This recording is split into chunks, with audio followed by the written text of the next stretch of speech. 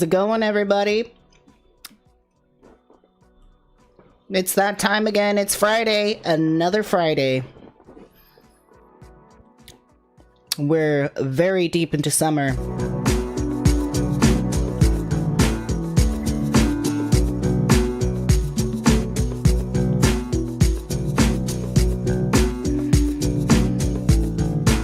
Let's put some demons in the chat. Haven't seen those in a while. I also need to put horns back on my headphones.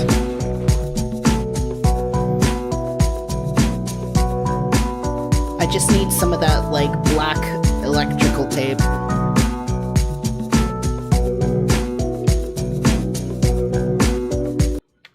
Sorry, I realized you couldn't hear me very well because of the music. I said, let's put some demon horns in the chat. I haven't seen those lately, or much lately. And I would like to add the horns to my headphones. I just need some, like, of that black electrical stretchy tape. I can just pop them on.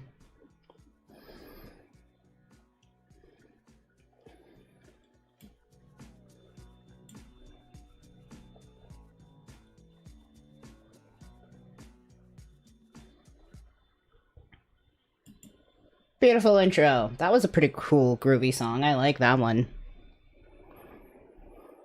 How is everybody doing? How are you people today?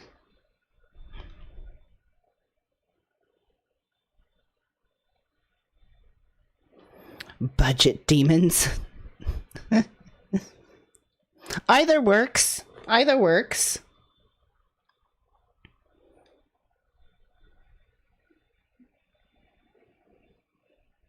Good to see you all.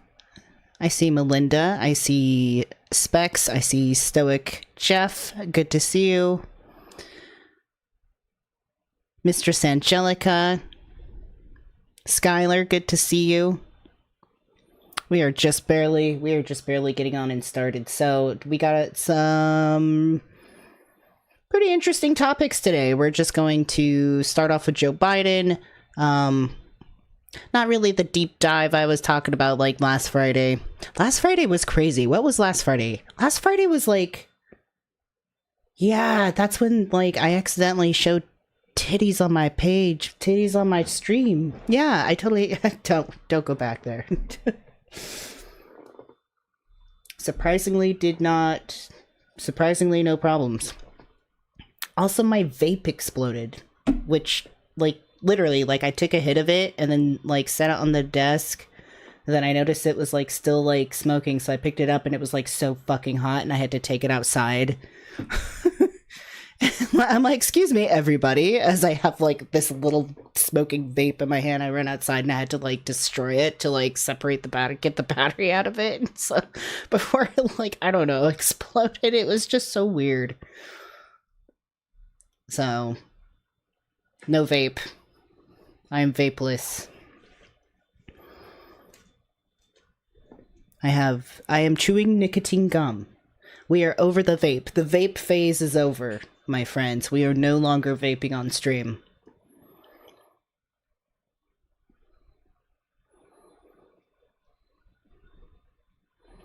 Because it exploded. Last week. It's a sign.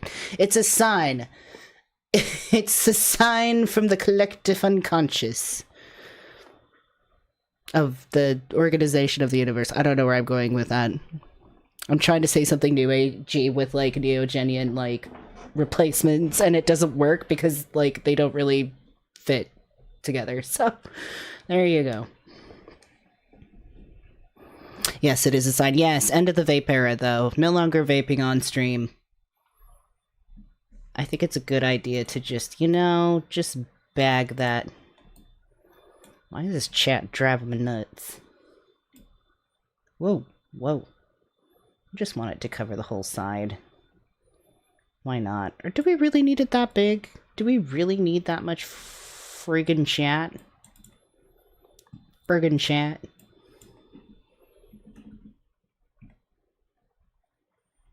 We don't really need that, do we? I think that'll do. Now you can see more plain wall. Isn't that nice? Isn't that fun? Isn't this spectacular? Actually, I do have like plenty of room. I could like, I don't know, decorate. I suppose I could decorate.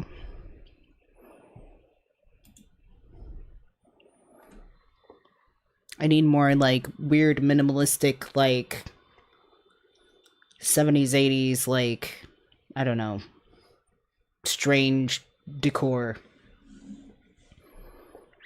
Like psychedelic, not super psychedelic, like very minimalistic,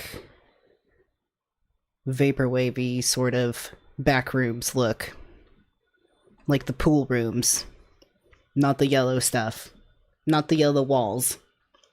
Speaking of backrooms, we are gaming tomorrow. We're not playing backrooms. We're not playing pool rooms either, but we're playing something very similar, and I think you're gonna like it. It's another short game. There's actually two of them. I'm not sure which ones we'll decide on playing, but we are gaming tomorrow.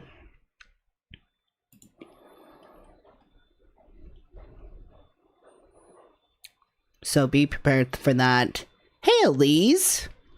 Shout out to Elise, one of our fresh moderators. What's up? Hey, Morg. Good to see ya. We're just going to wait a little bit longer until some more people get in, until we start. Today, what are we covering? We're covering Joe Biden. Oh, right. Did I deeter off so much that, like, I didn't really come back and, like, finish what I was saying about Joe Biden? Like, we rarely cover him, and not quite doing the deep dive I was talking about last week, but I'm like, we do need to start, like, talking about him more, because it does seem, like, very biased, you know. I would not blame people if they thought, like, that's what I like, but I don't, so we'll start being critical of that more, too. We've done two full-on, like, Trump streams back to back. I can't believe we did that. I think I'm all trumped out, except for he's actually on the list again, but not so much him. Dr. Phill. Dr. Phill interviewed Trump. Who the fuck asked for that? I didn't. Was it one of you? Confess. Because that is just, like, weird. I don't know. We're definitely not going to watch the whole interview, but we will, like, skim through it and just soak it up. And the only reason I say that, and that is at the end, is because we've already done, like, 2 episodes on Trump. And I can't do that anymore. I'm like, we're going to get out of our system. Also, we have Alex Jones, who has to, like, liquidate pretty much everything, sell Infowars, just to, like, pay his legal fees, which are tremendous. And, you know, kind of funny. I mean, he completely destroyed people's livelihoods with his bullshit. He pushed that so hard, and he's still believing in it. He's still conspiratorial, but we'll save the chit-chat for later. Sounds like an interview from the Twilight Zone? You're telling me. Mark says, I just watched the Young Turks coverage on Alex Jones' meltdown. I bet that was great. I'm kind of like half and half on... Sometimes I like the Young Turks and sometimes I don't. It really depends on what they're covering and what they say. Which goes for anything, really. But, like, I'm very, like, on the fence with them. I was thinking about lately, it's like, I feel like every creator or, like, person, like, that I do watch, like, if I share that, I always feel like it has to come with the disclaimer, I don't agree with literally everything this person says, you know, that I watch or the content that I consume, but I feel like that should just be a default with everything. Like, shouldn't we just know that? Unless somebody specifically says, I agree with every single fucking thing they say no matter what. It should be implied.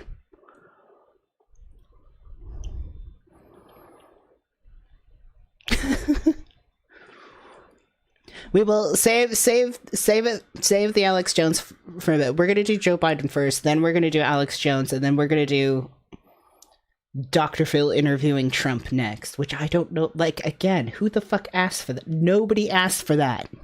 The interview nobody asked for. Mark. Oh, hi, Mark. Did I say hi, Mark? Or did I say hi, Mark, and then, like, forget for, like, 2 seconds, and then now I'm remembering again? Either way, Mark is another one of our beautiful moderators. If I'm saying it again, if I'm repeating it twice, pretend it's new. And if I haven't, then it's still new, and we're safe either way.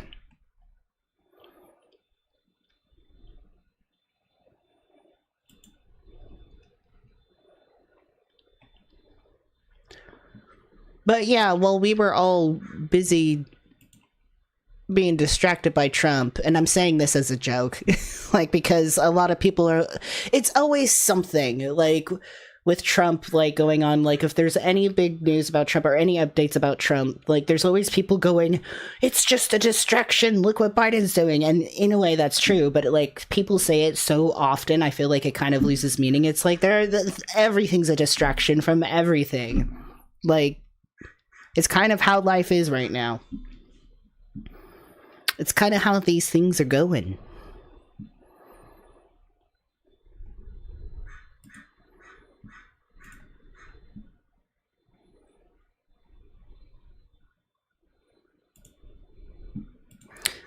But I found a pretty interesting article. I had to have the browser translate it from German to English, but I think this pretty much hits it on the nose.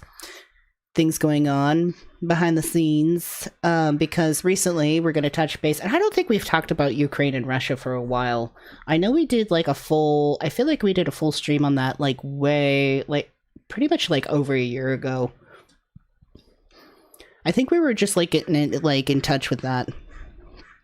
Because I mean, most of these streams, like, I'm not like a political expert, like teaching you guys stuff. Like, this isn't a class. This is just like me hanging out, streaming myself, looking at new shit, and just trying to keep in touch with the world and stuff, and then sharing that with you all. I'm reaching for the Neogenian perspective on all this garb, because there's just so much going on in the world, I'll tell you what. You kind of just have to, like, take things as they come. And it's always hard to pick topics, too. It's like, well, why aren't you covering this or that? It's like, I don't know. I just pick whatever, it's just kind of like sticking your hand in a bowl of, like, search stuff or, like, news topics that are currently going on and then being like, yeah, I'll do this one.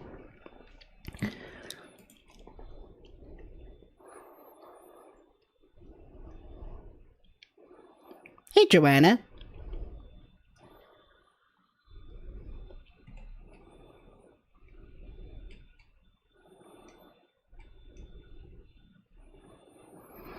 But we were definitely, like, balls deep into Trump last 2 streams. This stream, we're going to be looking at Biden. I don't really know what to say on this, though. He's terrible. You know, some people call him Genocidal Joe, and I kind of have to agree, especially, like, after how much crap he's done screwing things up with Israel. Not to mention, like, stirring the pot with this shit too.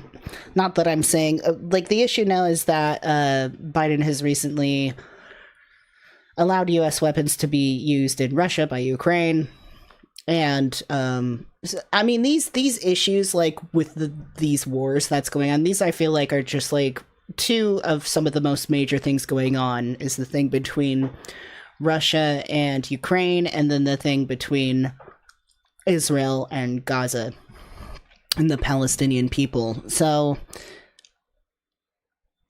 I can't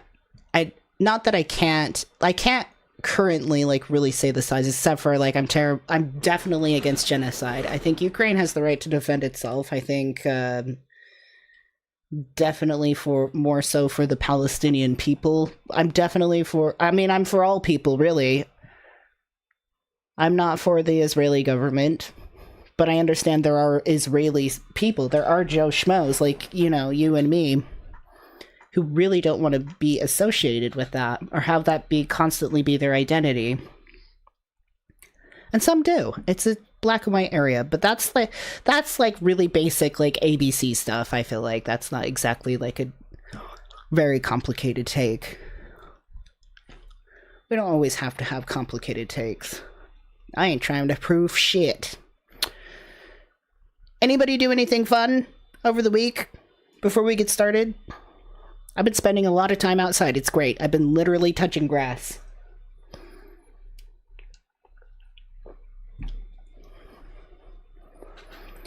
Any good things happening? Any updates?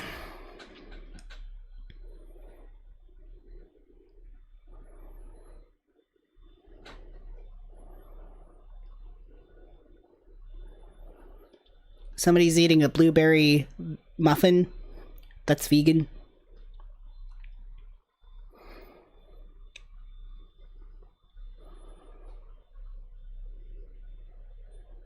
Not really.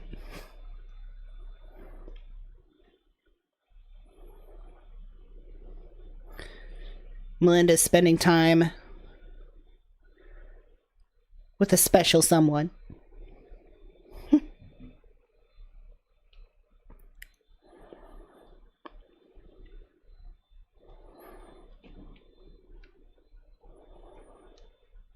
Oh, Skylar went to a science museum. That's pretty cool. I like museums.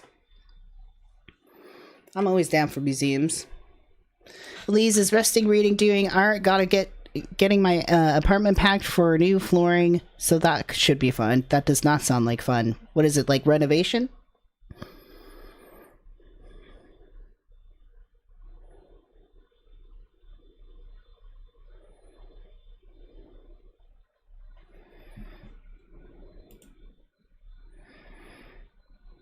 Oh, that's right. Morg did announce the second Neogenian book coming out.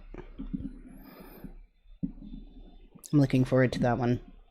It's going to be a big read. Definitely not going to be able to read it as quickly as I did the first one.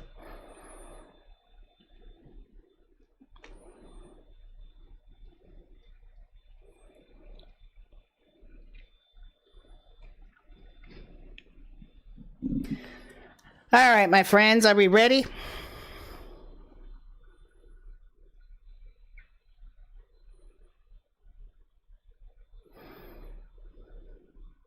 Cassie!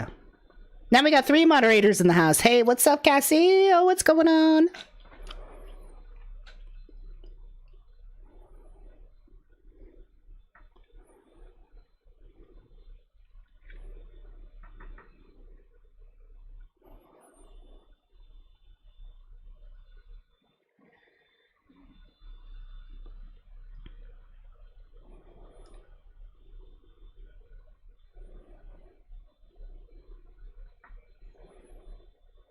Yes, that's right. Sorry, I got distracted by Cassie. Are we ready?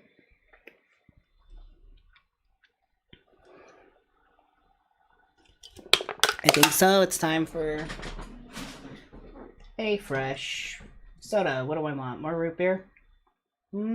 Yeah.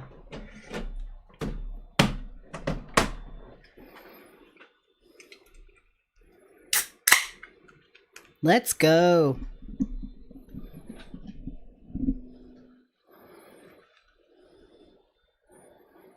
So, while Trump was taking the spotlight, Biden was doing something really interesting. This is oh, you should probably see the screen. There we go. Where's the chat?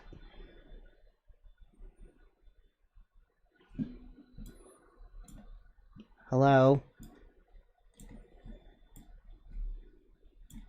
What the hell is wrong with the chat?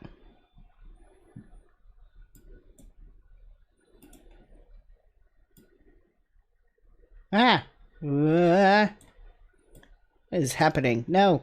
Oh, for Pete's sakes. Chat. Where's the chat? What is this?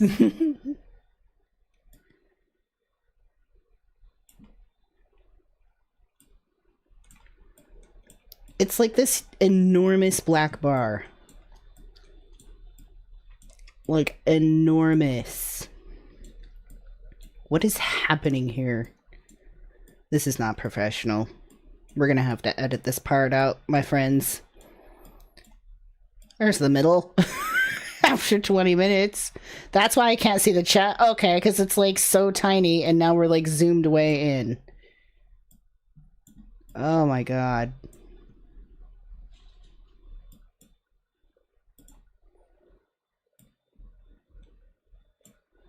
That's like one giant word.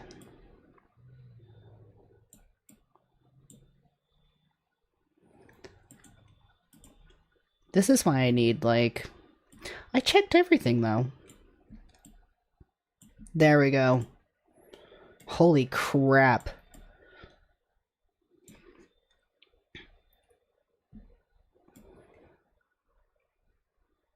It says top chat, but I promise you I have live chat on.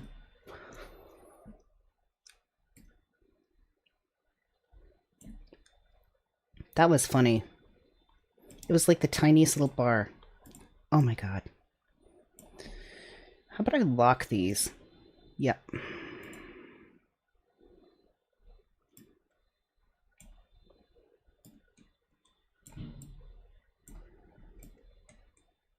Stress. Okay, so that didn't happen. You didn't see that. That was not an issue. We are totally prepared. This is a really cool website I found. It's German. I don't know how to pronounce this word. I don't care. I had to like translate this page, but I thought they were pretty straightforward in what they had to say about this. And I'm trying to like reach out and just get like different perspectives from different articles, different news things.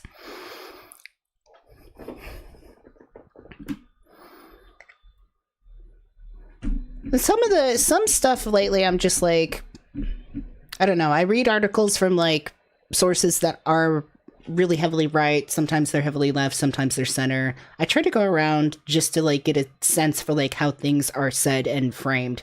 So I don't necessarily like support the websites fully that I pull up, but I do try to say like which ones I like more and which ones I like least. I don't think there's really, I mean, time is hit and miss. I mean, and then that's the other thing too. Sources like sometimes they just post shit pieces. Sometimes they're good. Really good. You never know. Sometimes they're very consistent. Sometimes you got a shitty one.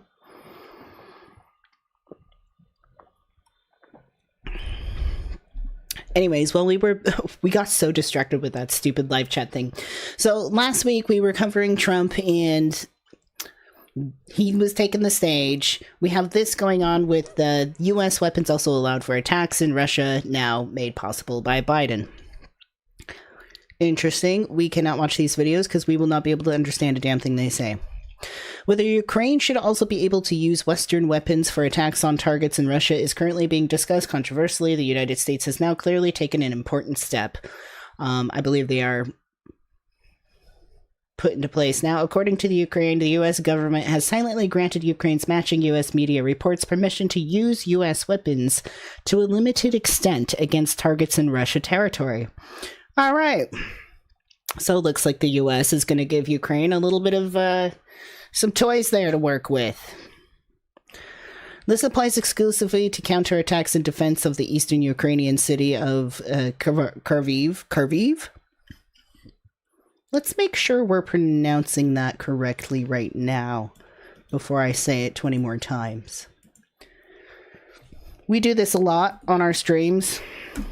Make sure we pronounce things correctly. Oops.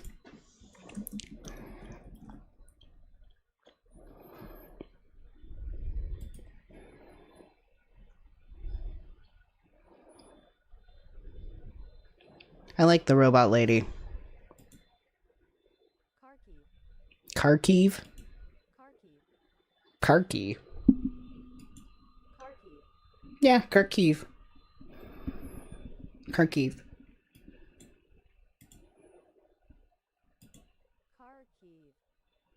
There we go. Just like Kharkiv, but instead of Kharkiv. Isn't that special? Anyways, Ukrainian city of Kharkiv reported, among others, the news magazine Politico and the CNN station. The Ukrainian military should be enabled to take action against Russian forces, which they attack or prepare to attack. Politico recorded blah, blah, blah, blah, blah. Well, I mean, they say it's for defense. What are you gonna do? But I'll tell you what, it's kind of interesting to me, like how the U.S. picks and chooses who they do and do not get to, like, help people who legitimately need help. Or the way they give help is not so helpful in the long run, which is usually the case. Or it just seems helpful to people who are not so bright. The U.S. has so far provided Ukraine with its weapons so that they free their occupied territories, but not for attacks on military targets in Russia itself. Well, that's no fun. I mean, balls to the wall. Let's get it going. I'm joking. It's like, why not? All right, so it's for defense. Despite the exception that has now... Oh wait, did I miss a sentence? Of course I did. The general U.S. position that Ukraine should not use American weapons for offensive attacks against Russia targets has not changed, despite the exception that has now become known. Well, I think I haven't been keeping, like, super in tune with it, but I think Ukraine has been asking for this shit for a long time.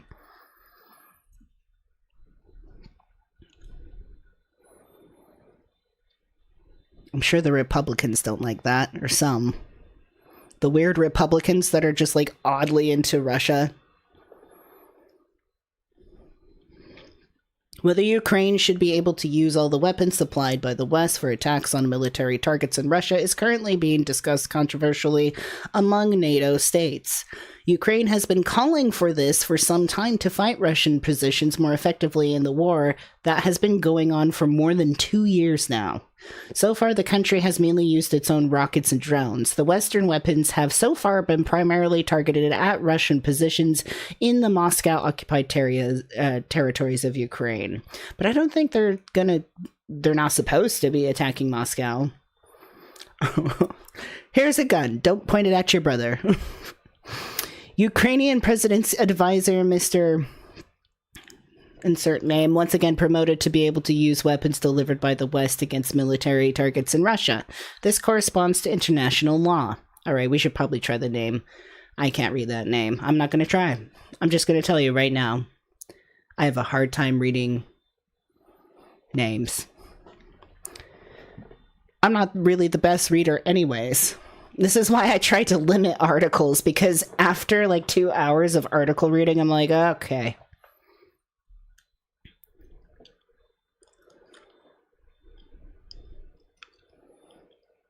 Anyways, the Ukrainian president's advisor, once again promoted to be able to use weapons delivered by the West against military targets in Russia. This corresponds to the international law, said the advisor to the Ukrainian president office head on a show.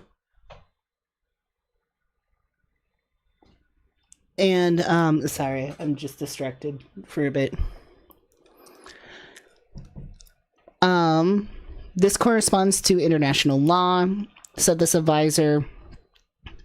May Brit Illner name accused Russia of a complete escalation of war against its land. To stop Moscow, Ukraine must also be able to destroy military facilities in Russia. Well, that's kind of like what I was thinking earlier, where it's like, here, you can have these, but you can't, like, do this. It's like, well, yeah, you can defend yourself, but... Not that I'm a war expert, but if you really want to, like, survive in the long run, wouldn't you really want to make a dent to make a statement?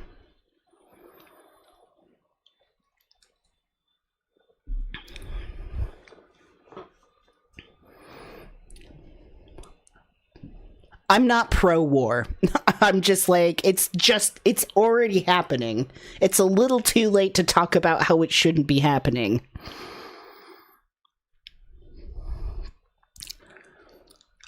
Stoltenberg promotes partial cancellation of restrictions. Partial cancellation of restrictions? Okay, a little bit of negotiations there. Ukrainian president had demanded the right to use Western weapons against Russian territory after the deadly bomb attacks on the border of the city, Kharkiv. NATO Secretary General Jens Stoltenberg also sought almost daily for lifting existing restrictions on Ukrainian attacks, at least partially. According to the information from alliance circles, countries such as USA and Germany have partly linked the distribution of certain systems to strict conditions of their use. The background is the fear that the conflict of Russia could continue to escalate and NATO become a war party. Wow. Haven't we been worried about this for quite some time? It just seems like it's going to start happening on several avenues here. Specifically, the conditions according to the military persons are concerned, among other things, that Ukraine is not allowed to fire Russian fighter planes in Russia airspace with anti-aircraft missile systems of Patriot in order to prevent these rockets or slide bombs from firing up Ukraine. So it's just like this tedious thing, you know. We did cover Russia and between Russia and Ukraine thing before. Putin wants wants Ukraine to become back one with Russia. You know, he really wants that vision of like big mother Russia back again. You know, the Soviet stuff. Ukraine is like fighting for their life and their independence.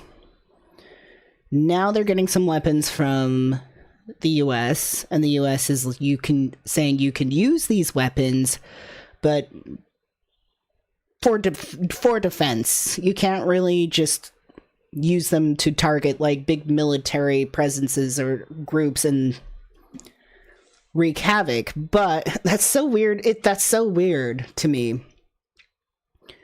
Because, I mean, havoc is already being wreaked by the Russians on the Ukrainians. So, what else are they supposed to do? Just constantly defend yourself? Hold your ground? Hope that they don't, like...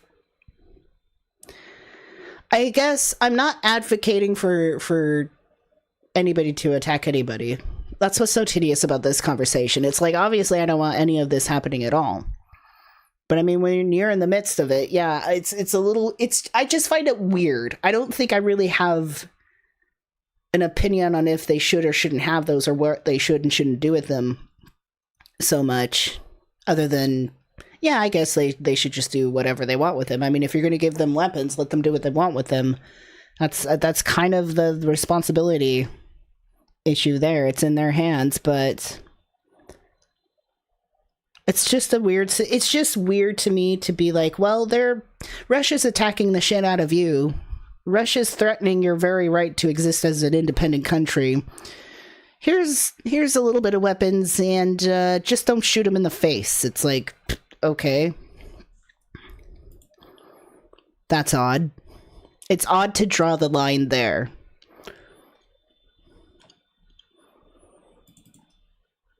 Like, if you're in it, and that's just my personal opinion. If you're in it, you're in it. Go for it. Take the weapons, do what you need to do.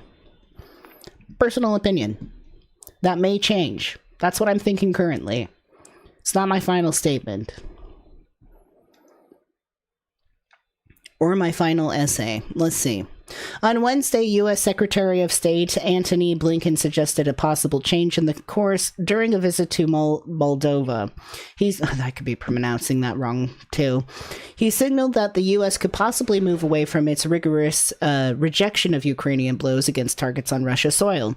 Since the beginning of the war, the U.S. government has constantly adapted its support to Ukraine to changing the conditions on the battlefield and improved if necessary, he said there. And that's exactly what we will continue to do in the future. The U.S. listened, learned, and continued to make new decisions on what was needed to ensure that Ukraine could defend itself effectively. Blinken stressed, he stressed. I hate those extra sentences. I'm just like, just leave them out.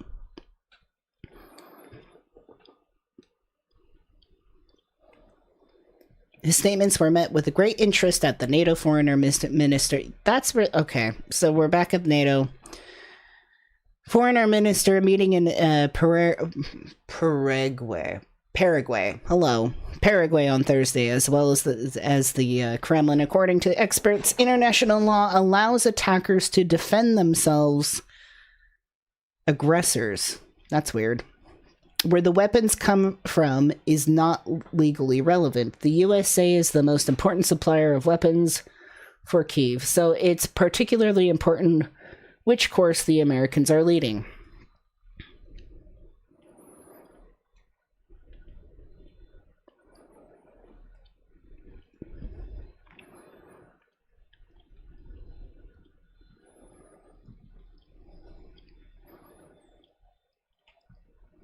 All right.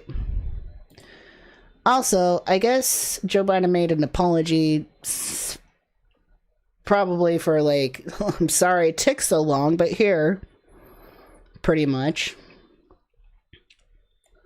Let's check this out.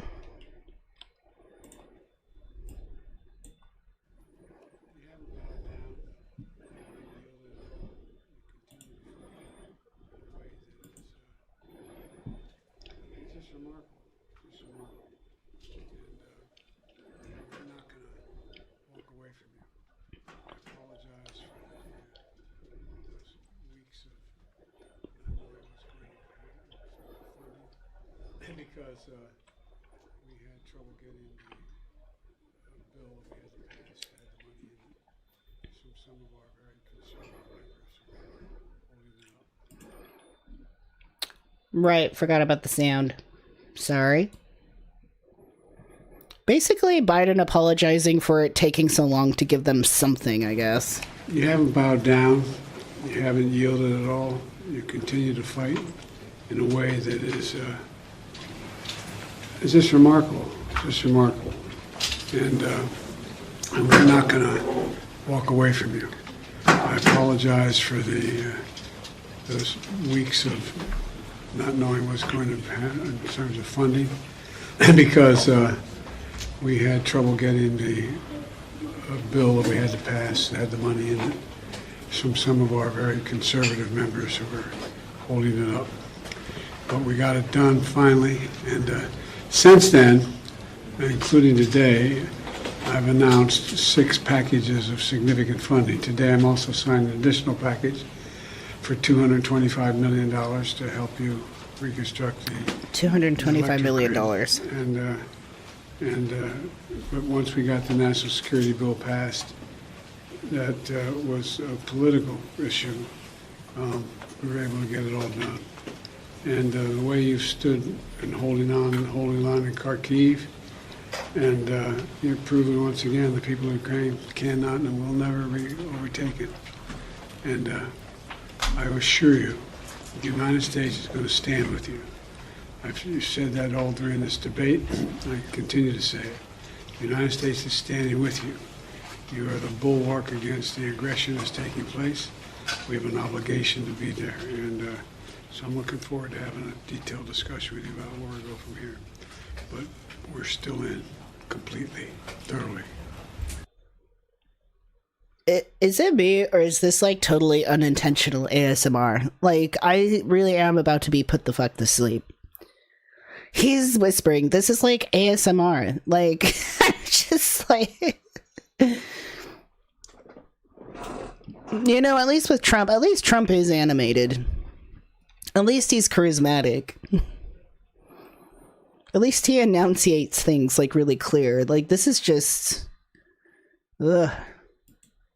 Thank you. Thank you so much, Mr. President.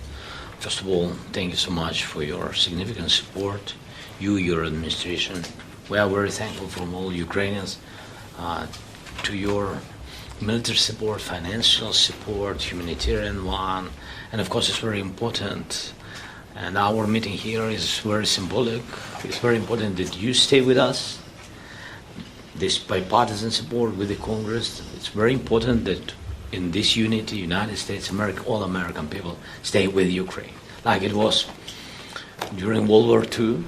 How the United States helped to save human lives, to save Europe, and we count on your continuing support and standing with us, shoulder to shoulder. Thank you so much. And this big package, which been signed it and supported and voted, and it's very important. It's so necessary for the feeling of our people that we are not alone. We are with you, with our strategic partner. And of course, I want today to speak. It's actually kind of sad they have to rely, like, on America's handouts. To which that's, you know, it's a pretty chunky handout. If only America was interested in, you know, handing out to its own country. About strengthening of Kharkiv region, you said already, it's so important. And your decisions have been had a very positive influence. I don't want to share everything, all the details with press, sorry. But I think there are some details on the battlefield which you need to hear from us. We are thankful for this. Also, I want to speak about terror defense totally on our territory, and we are thankful for participation in Peace Summit on the level of Vice President. Thank you so much. We think that we will have... Paris, U.S. President Joe Biden on Friday for the first time publicly apologized to Ukraine for a months-long congressional holdup in American military assistance that let Russia make gains on the battlefield. Oh, so not only it's like it's almost like too little too late, it sounds like. I mean, honestly, I don't...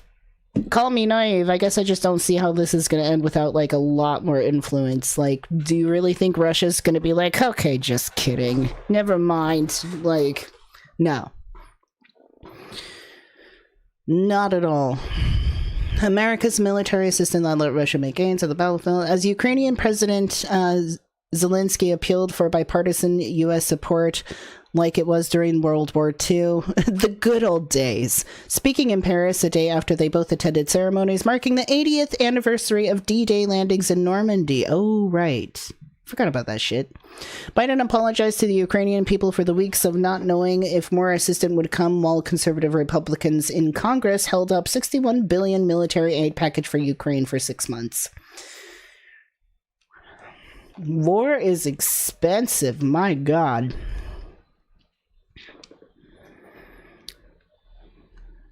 I mean, we kind of have to. We can't educate our people. That would be a bad use of money, you know what I mean? Still, the Democratic president insisted that the American people were standing by Ukraine for a long haul. We're still in completely thoroughly, he said.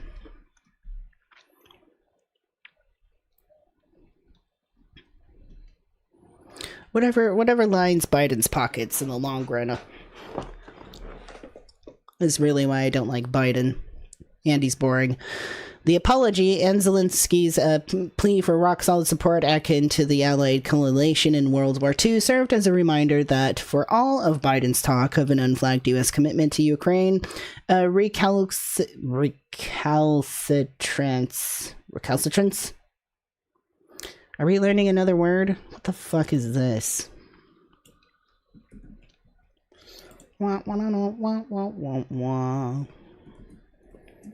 Pronunciation. Recalcitrance. Recalcitrance. Recalcitrance. I did say it right, I think. Recalcitrance among congressional Republicans and an isolationist strain in American politics has led to Russian gains on the battlefield. So, this is just so Biden is just like, oopsies. Sorry. The U.S. And although unremarked upon, the specter of Donald Trump's candidacy loomed over the discussion as the Republican former president and the presumptive nominee has spoken positively of a Russian President Vladimir Putin and sparked Ukrainian concerns that he would call it to cede territory to the end of the conflict. And what about, like, all the shit that's been approved to, like, support Israel?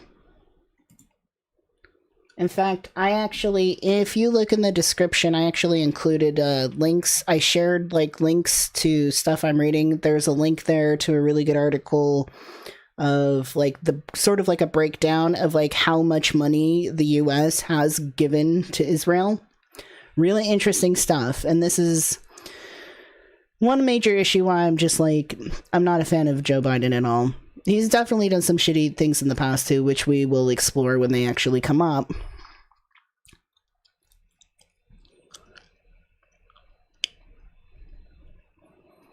Anyways, and although unremarked upon, the specter of Donald Trump's candidacy loomed over the discussion as the Republican former president and they like Vladimir Putin, they like that.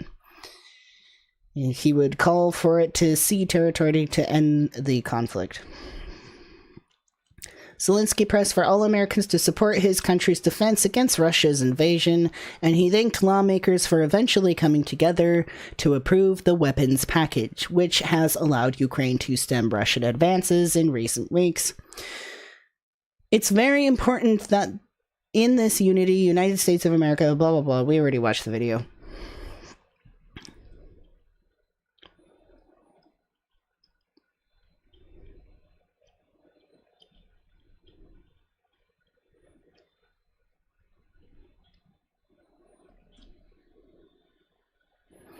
Let's see, skipping some of that.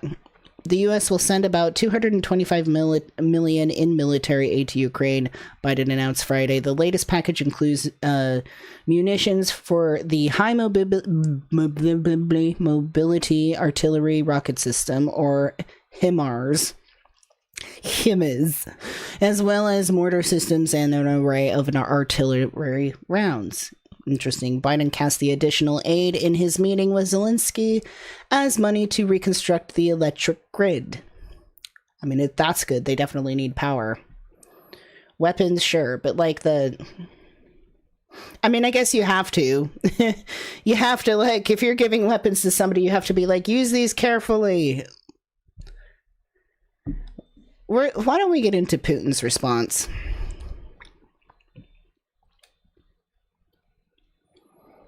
That's what I'm interested in, or his opinion, because he's pretty much a psychopath, and I'm sure he's not going to take this very kindly.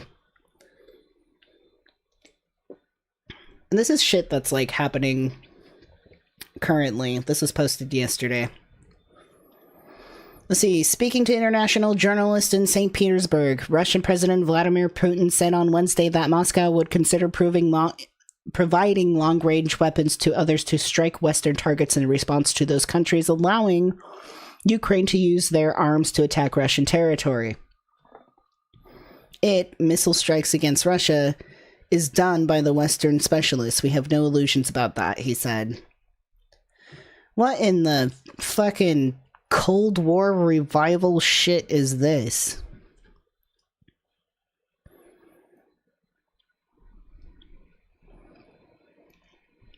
Let's see. Russian President Vladimir Putin was publicly conveyed Moscow's anger over Ukraine getting approval from some NATO allies to use Western weapons more freely to defend its borders and even to attack selected targets inside Russia. Yet, analysts say that doesn't mean the Russian state will follow through on a threat to potentially arm other nations or actors in a parallel manner, as Putin intimated is a possibility during a rare conversation with international journalists this week.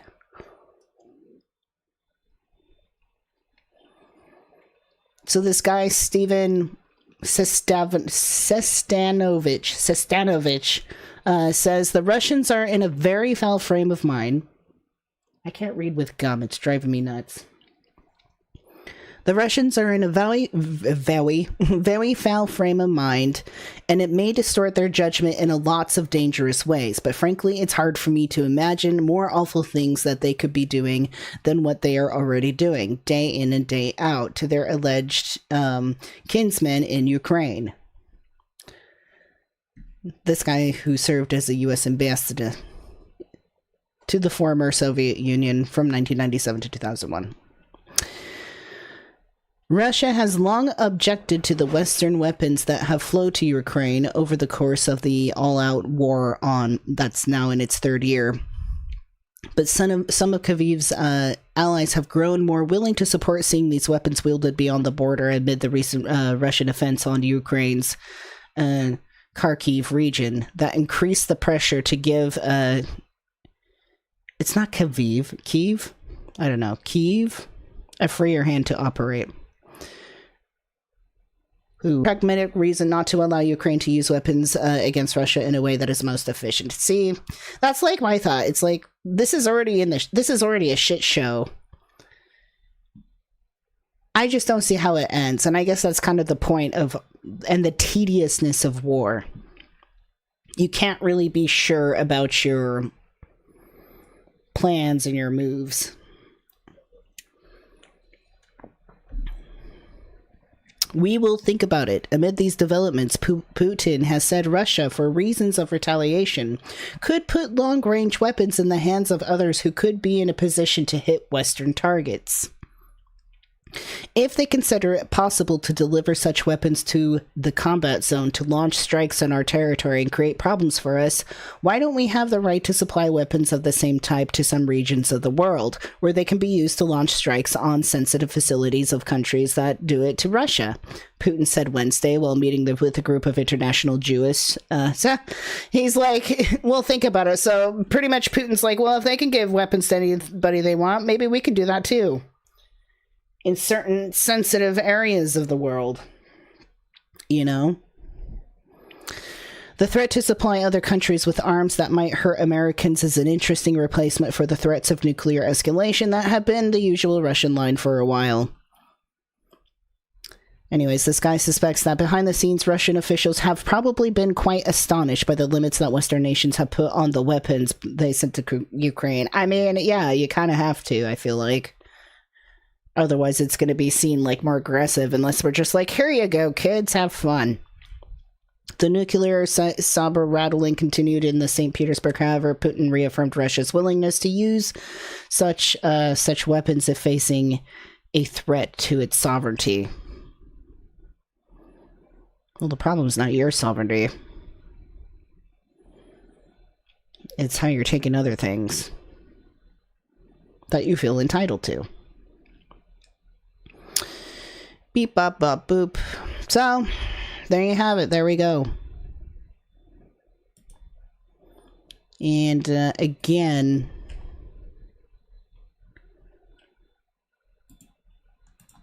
if you go to the description of the live stream, you'll see a bunch of links to the articles I pulled up if you want to go and read them yourselves. Let me know what you think. Hey, what's up, David? You're stuck between a rock and a hard place, all warmongers and money launderers. I mean, war is big business. It does make people a lot of money. You can ride that. Line your pockets as people go. Alright, I'm going to use... What time is it? Wow, we're in this like almost an hour already. I'm going to go use the bathroom. I'm going to go pee. You guys chill here. I'll put on the pee screen. Just chill here for a couple of minutes. Don't go anywhere. I'll be right back. I'm going to go pee, and then we're going to talk about Alex Jones.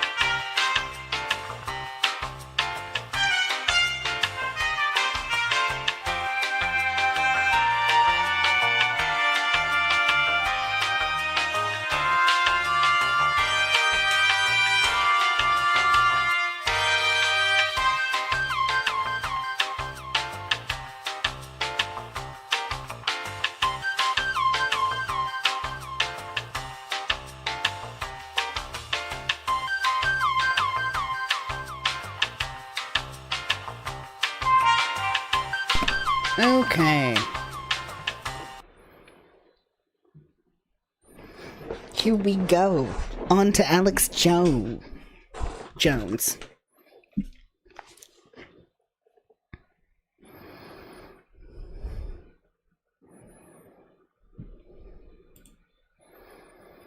Yeah, not a too big... I'm definitely not a big fan of war. And ideally, in a more rational future, there wouldn't be any need for this, you know, geopolitical separation from one another. We cannot just be like one world, like one human race.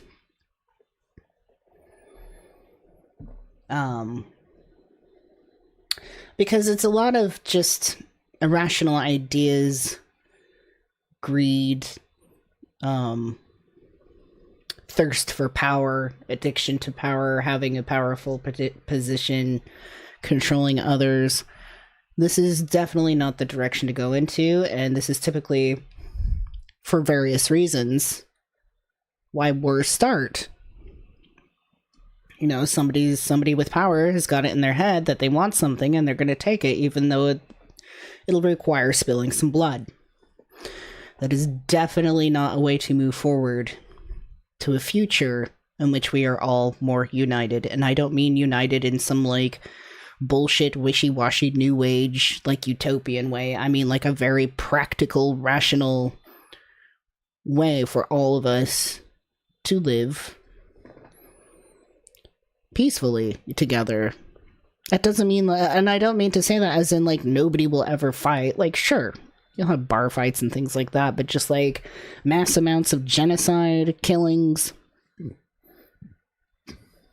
trying to wipe out whole countries, peoples, cultures. We need to build something new. We need to move forward with ourselves. But, you know, we'll get nitpicky about war stuff in the future. So, Alex Jones, as you know, he was pushing it so hard with the whole saying that, you know, he did it to several shootings. I think he just thinks school shootings in general are a hoax. Unfortunately, that didn't go well for him, and the families that lost their children in these shootings, he accused them of being actors, being fake, like lying about stuff, all to create some, like, media conspiracy or ruse on the American people. And he took that so far, and those poor people who were already grieving the loss of their children had to deal with fucking Alex Jones literally ruining their lives. Luckily, this all went to court. People sued the shit out of him. It went their way, and he has to pay back, I think, like, the most anybody's had to pay back in any lawsuit. I'm not sure the details of that, so he's not doing so well. And his sad little Infowars show just, ain't gonna last, I don't think. We might be seeing the end of that. So, Alex Jones. Again, with the gum. I want to chew it, though, because it's nicotine gum.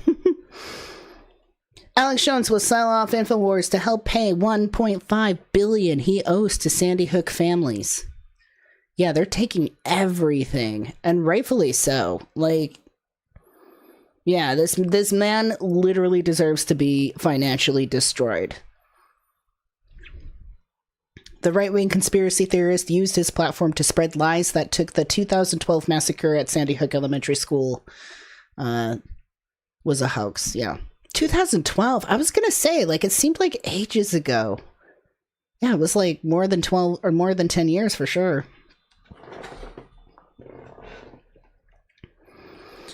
Alex Jones, right-wing conspiracy theorist who was ordered to pay $1.5 billion to families of Sandy Hook victims, has asked judge to convert his personal bankruptcy into a Chapter 7 liquidation.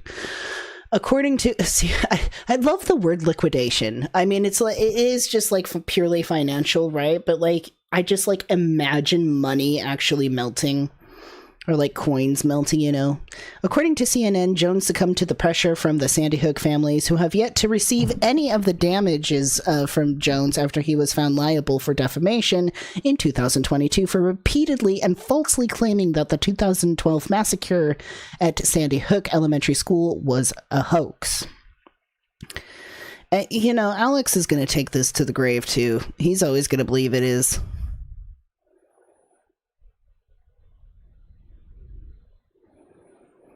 Oh, please, no skibbity. According to CNN, Jones... Oh, yeah, blah, blah, blah. Did I read that? Yeah. The move comes from just a few days after Jones sobbed last week over the potential liquidation of his assets, including Infowars, the long-running platform he used to spread his dangerous Sandy Hook conspiracy, and which may now be up for liquidation.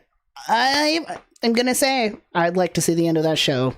It's been pretty useless. However, I will be sad to just not see the great content anymore.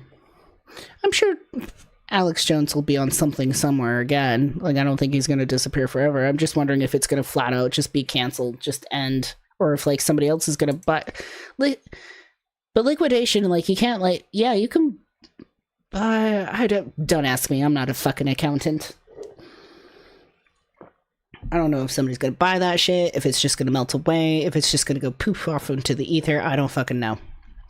His attorney said that the court filing on Thursday said that there's no reasonable prospect of a successful reorganization of his debts. The move to liquidate means Jones' ownership in free speech systems is going to get sold. Okay, that answers my question. Avi Moschenberg, an attorney representing some of the Sandy Hook families, told CNN in reference to Infowars. So according to the records obtained by Huffington Post, the conspiracy theorists raked in $165 million from the Infowars store over 3 years, beginning in September 2015, and continued to cash in big as he spread lies about his merch store that had, like, probably memes and conspiracy. I haven't followed up with this in a long time. In Connecticut, Judge Barbara Bellis' 2022 ruling, Bellis described how Jones neared a decade of wanton, malicious, and heinous... Oh, wontons. That sounds so good right now. Attacks harmed grieving families who had lost young children in the tragedy. As a result, the family suffered intimidation and harassment by people who believed his lies, she said. People are psycho. I remember even back then, like back in the day, like 2013, 14, around that area, like, the people who really did believe Alex Jones in saying that these weren't real families, they were just actors, like, there was psycho people that would go out and, like, find those people's home, those families' homes, and just, like, confront them in person, pick at their houses, all this stuff, find their place of work, completely harass them, getting so mad because they truly believed Alex Jones when he said, oh, they're just fake, this is all fake.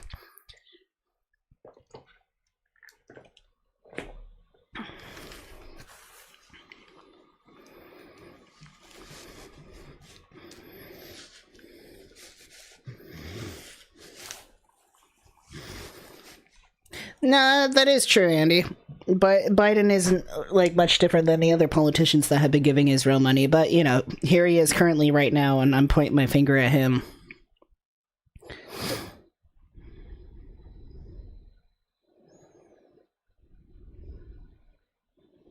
And that's kind of like my biggest beef with war. It's like, you're helping other countries. We can't even help ourselves. Like, why the fuck are we doing that?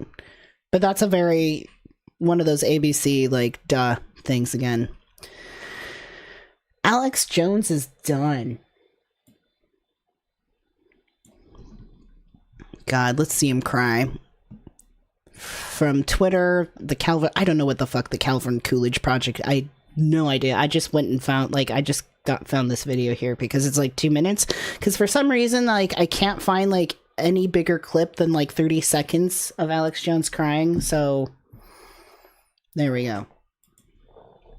We hope we're back tomorrow. We don't know we'll be back, but we're... I don't know we get back.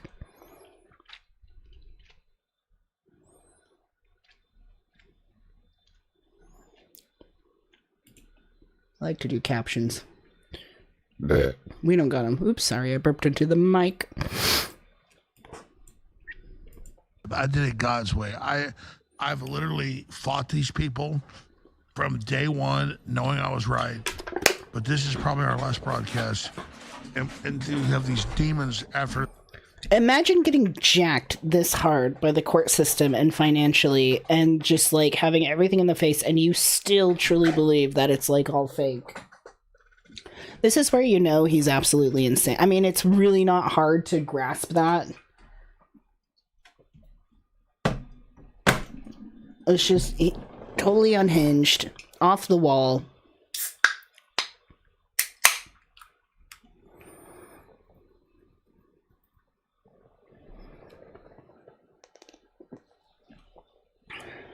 More root beer, why not? They're so pathetic, but it's okay. So we hope we're back tomorrow. We don't know we'll be back, but we're under total attack. It's okay. I love you so much, and I appreciate all the crew and all of you. So let's just finish up right now.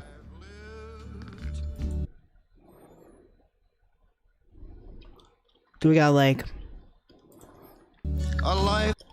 copyrighted music?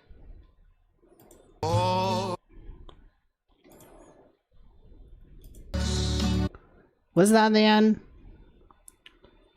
No, I want the one with him crying. I thought I got the right thing. Jeez. What a way to prepare.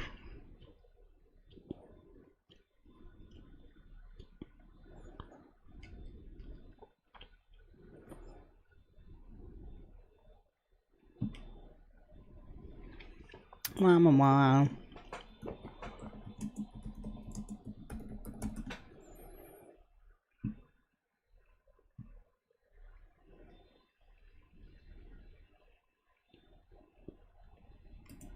Hey, Susan.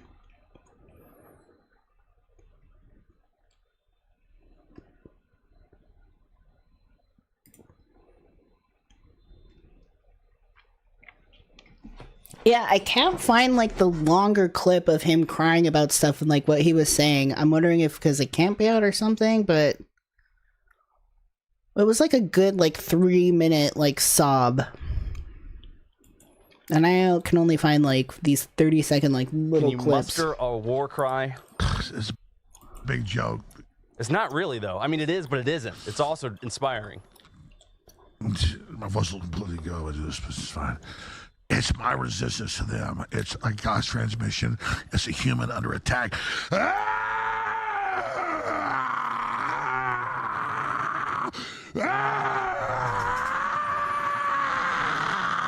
Oh my god, that was me 2 days ago when the last little bit of half and half creamer from my coffee, I poured it into my coffee and it curdled, which means it was bad. That was totally me because it was the last of it and it's the only thing I needed to start my day.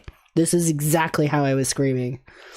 This isn't him when he's crying though. Like nobody has We're gonna beat these people. Here we go. I'm not trying to be dramatic here, but it's been a hard fight. These people hate our children.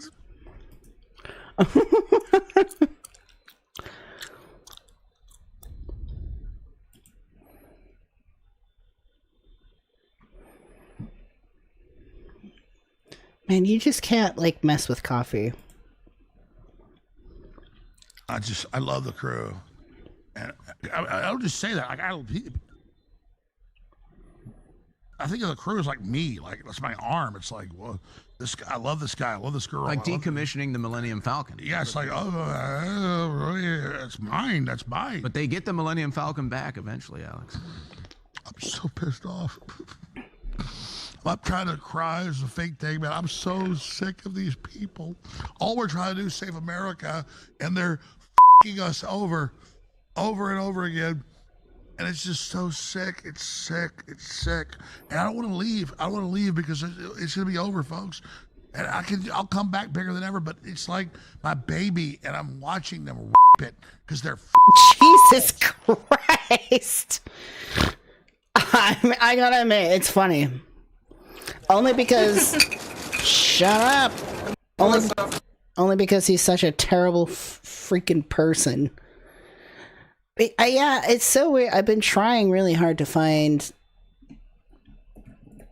like the longer cut of that. It should be like available like right off the bat. Decommissioning the Millennial Falcon. I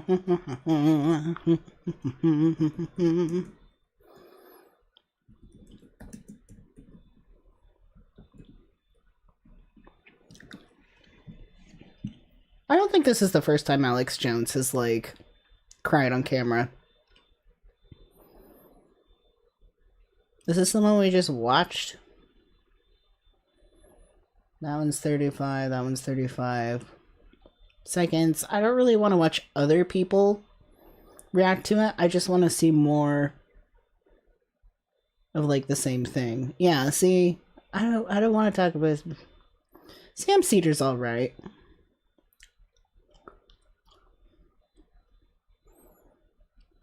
We didn't really keep up with this trial at all. That's kind of amazing. Maybe we did touch base. But boo-hoo. No more Infowars. This on the Young Turks. Young Turks, unfortunately, claims me, so we can't ever watch them ever again.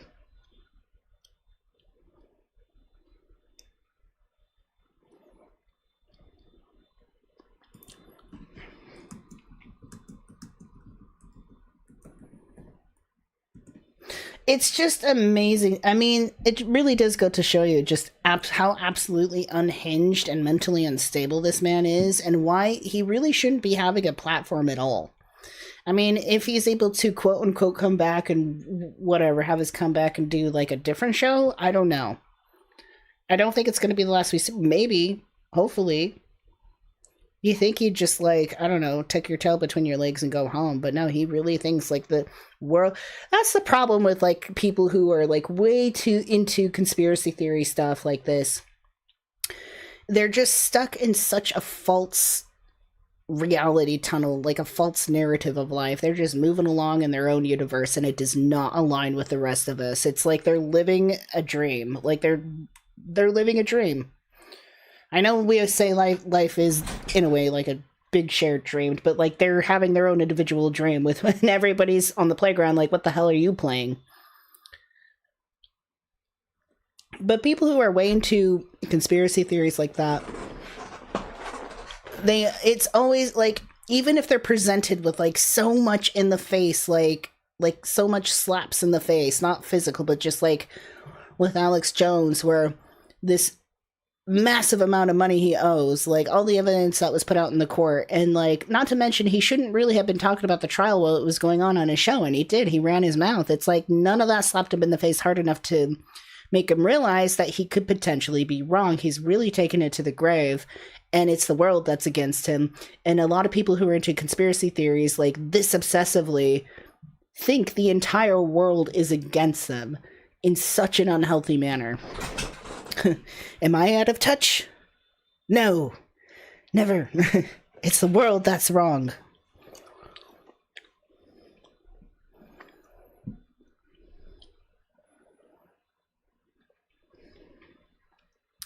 Oh no, Russell Brand spoke on this.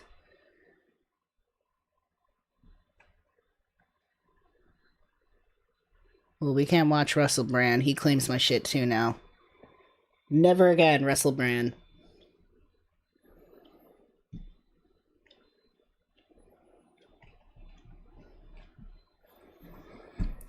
Do you think they'd have more clips of this? It's so weird.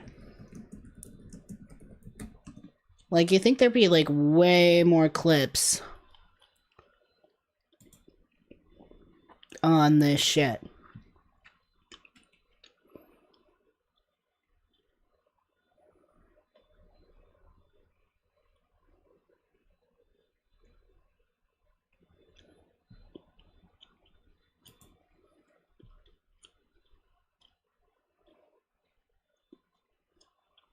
All right, Oliver, this liquidation means that Jones will be giving up his stake in the online platform Infowars, which he has helmed for so many years. Does this also mean that these families will actually get paid, or is Jones going to try to weasel out of this again? Well, the hope is that they'll get paid. Like you said, they haven't seen a dime since juries in Connecticut and Texas awarded them $1.5 billion in damages. And let's remember why they awarded those damages. They awarded those damages because Jones, for years, tormented these families. It wasn't only that these families couldn't feel like they could protect the legacy of their loved ones who died. I'm sure this is still tormenting them. During the Sandy Hook shooting in 2012, but afterward, for years, they were tormented by hate messages. They were on the receiving end of harassment. One of the family members even testified during one of the trials that they had their house shot at as a result of all this harassment led by Jones, whipped up by Jones. And so the hope is that they will start to see some. I'm telling you, the biggest way to gain power in this world is over information. The way information is put out there into the world. I mean, there's a reason why Elon Musk wasn't interested in Twitter, stuff like that. But, when you have a big platform that influences how other people think, you can control a lot. You can. And the fact that so many people genuinely believed Alex Jones so much that they went and shot at some of the one of the family's homes. That's insane. This is why it's more important than ever to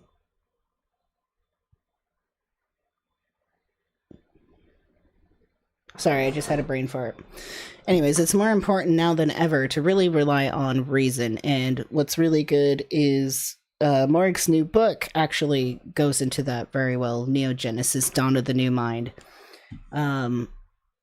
One of the most important things in this time where we are all on the internet with this information, endless information at our fingertips, it's more important now than ever to start utilizing things like the method of doubt, being able to dig through all of this irrational nonsense so that we can get our humanity together on the right track in a way where we can grow and thrive and not just survive.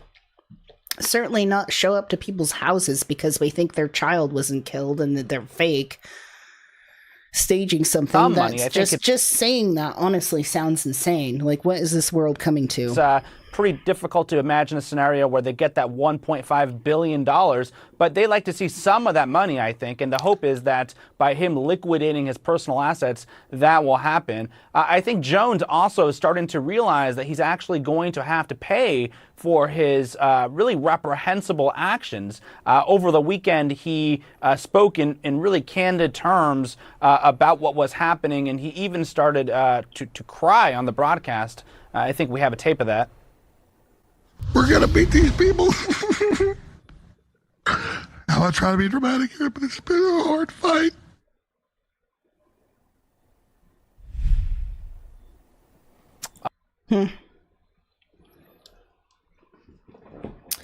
Well, it's coming to him. I mean, I'm not down for physical violence, but I think people should be, like Alex Jones, should be hurt financially as much as possible and have their platforms taken away, like their platform of speech taken away. I think this is perfectly appropriate, and I'm glad he's crying. Unfortunately, I don't think that's actually going to change his tune and make him realize, he's had a huge part in this whole mess, or the main part in this whole mess. He's still in the mindset that the world is against him and there's something he needs to fight. This is such selfish, inward thinking. No consideration for other people or any capacity to critically think.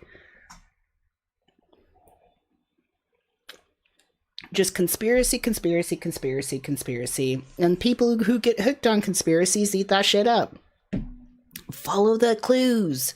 Look at this little bit of evidence. Look at this little bit of evidence. They get a high off of it. It's oh, I found this little secret. And this little secret leads to this little secret. And all these little secrets paint this big picture. And it's at that point, you're just it's like that thing when the human brain really loves to see patterns and things, but you ride that too hard and you just start making patterns that don't actually exist.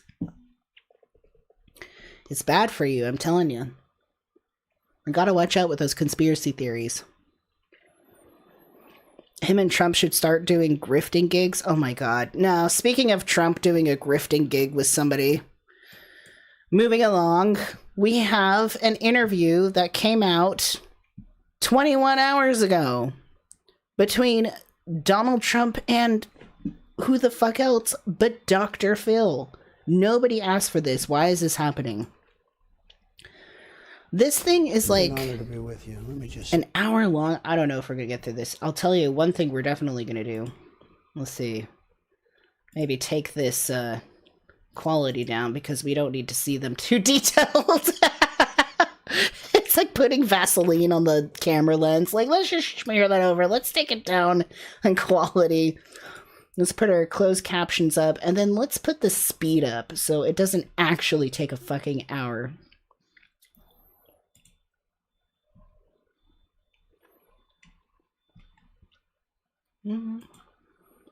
Try that. Yeah, Dr. Phill and Trump. Who the fuck asked for that? Why do we need that? Dr. Phill is such a sham and a scam and just like phony baloney. With one of Oprah's like specially appointed people. Screw Oprah.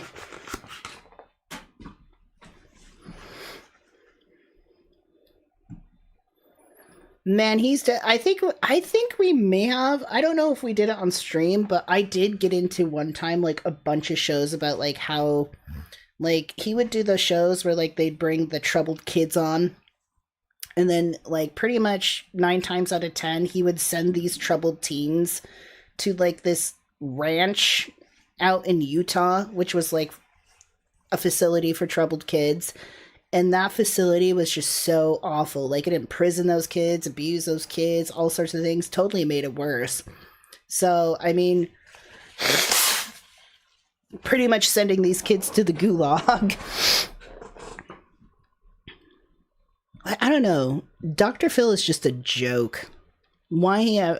But, see, I know we've done Trump too much in the last couple of weeks, but, like, I gotta see how this goes, okay? It's 2 freaking clowns in the same room together. You kind of want to see how they react, right?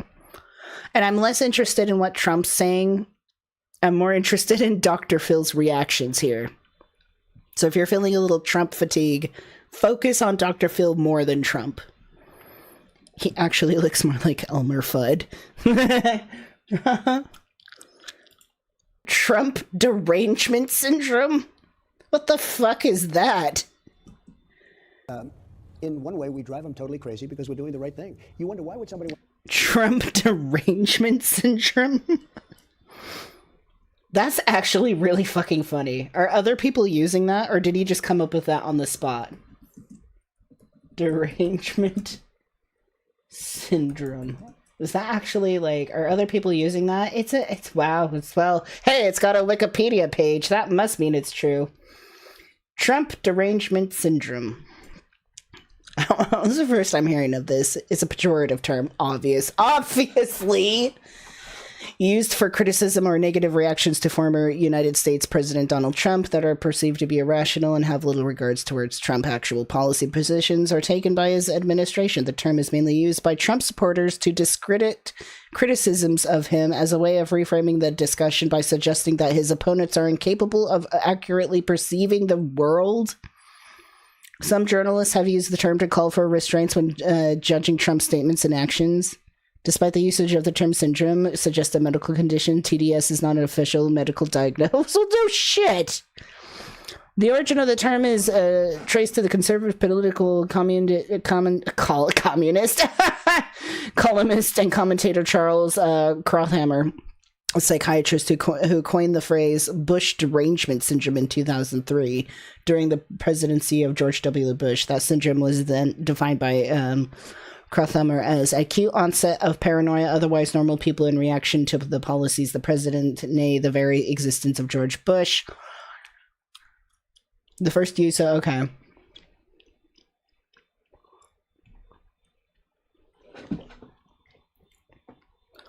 Well, there you have it.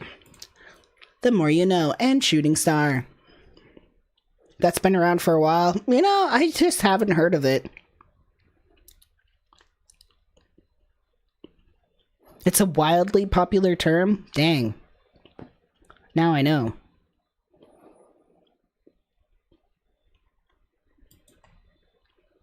As this conspiracy where Trump did nothing wrong and this is all just a big grand scheme to like keep him submissive or out of the election, when it's like, no, dude, you're being put on trial for crimes that you actually committed. Bad timing for sure. God, I hope he doesn't become president again. I'm not happy with this election at all. I'm actually not looking forward to the election season whatsoever. I kind of just want to... Can we just, like, teleport to, like, December, end of December? Actually, let's start the new year tomorrow. I would love that. Let's just jump ahead. No, that's not true. I am starting school this year, so that'll be good. At least I'll have something to do. And I'm paraphrasing. And so they... Man, Dr. Phill isn't even trying to, like, challenge anything, like, deviate, or try to, you know, see any other point of view. He's literally just here.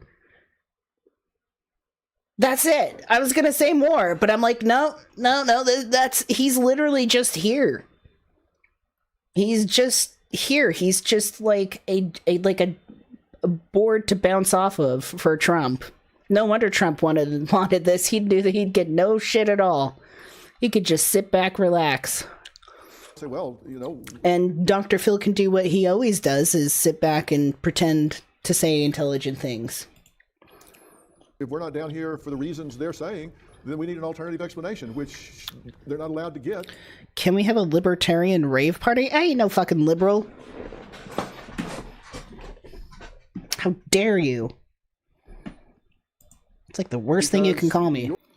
I can't remember. I think like in my early 20s, I was like, I'm going to be libertarian, and I have no fucking clue why.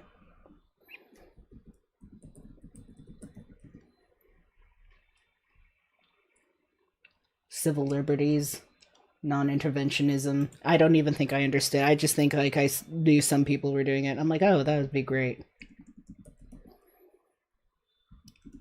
I don't really have an opinion on that currently.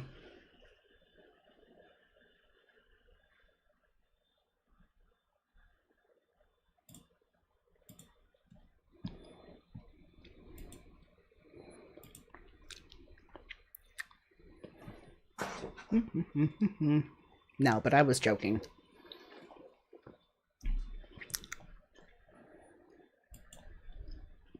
There that say, you know, I'm not going to do that. There have been people, yeah, that's right. and those are in my. I don't know. Well, I mean, ideally, you want your political candidate to be more moralistically clean, morally clean. But I don't think that goes with being a politician at all. What? Fine.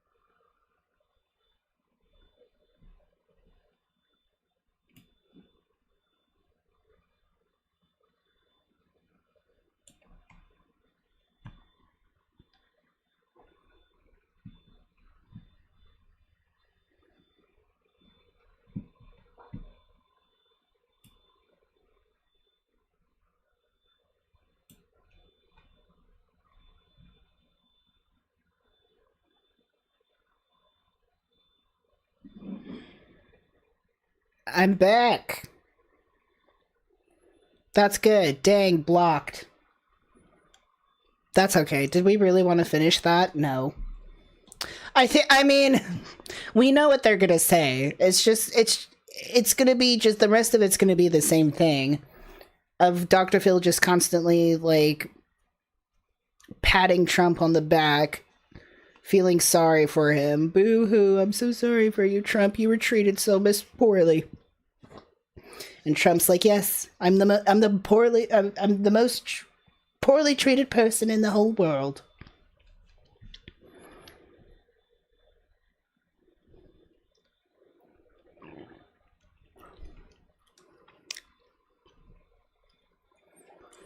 But man, it's only like been an hour and 45 minutes, and like we're pretty much already done with our topics. I figured it would take like a lot longer than that.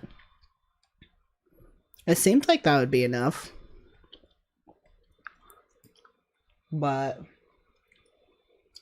that's alright. I mean, we definitely would have watched more of the Dr. Phil Trump thing, but we got blocked, which is weird.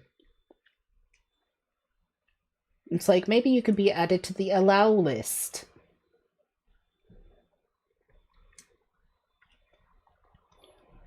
Be on Trump's allow list.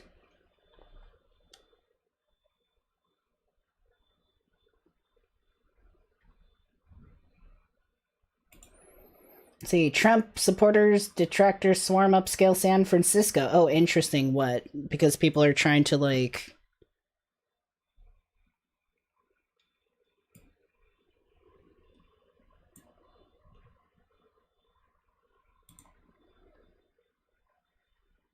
ruin gay pride. Tonight, the quiet, upscale Pacific Heights neighborhood of San Francisco. San Francisco has gone downhill recently. Swarmed with Donald Trump supporters and critics. I'm one of the only guys in San Francisco who's voting for Trump. This on the holy month of Pride. Am I the last honest man in Babylon? You gotta be the judge yourself, but... No, honey, you're not the last man in Babylon, especially with that. Well, actually, you are the last man in Babylon with that hairstyle. Like, what the fuck is that? Go back to the 80s. Here. Well, as you can see by the sign, it takes two sides to show 34 felony convictions, and I think that needs to be advertised. The former president fundraising at the home of billionaire venture capitalist David Sachs. As Trump arrived, Sachs tweeted, quote, "I give to many but endorse few." He said he's supporting Trump for his stance on the economy, the border, foreign policy, and what he... Sadly, Trump is making a lot of money from this. ...he considers legal fairness. Issues where the Biden administration has veered badly off course and where I believe President Trump can lead us back, Sachs said. I live in the neighborhood.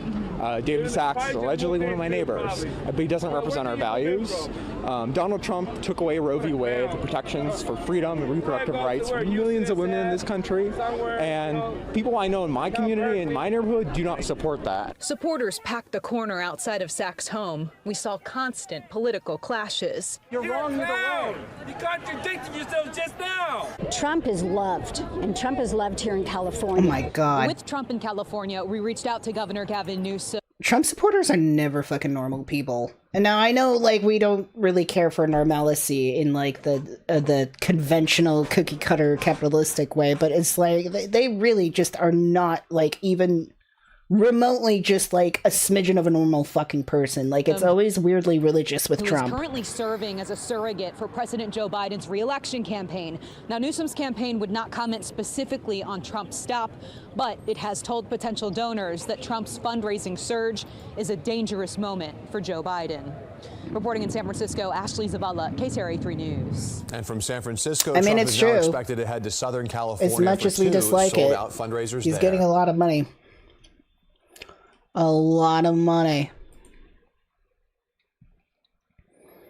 That's kind of what I figured in the beginning with all these, like, trials going on with Trump. I'm like, these trials are going to be his campaign.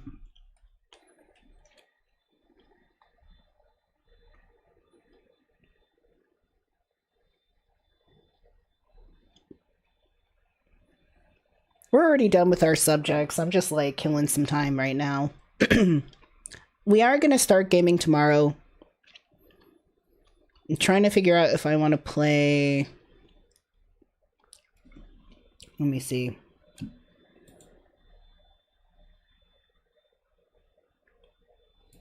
For tomorrow, anyways.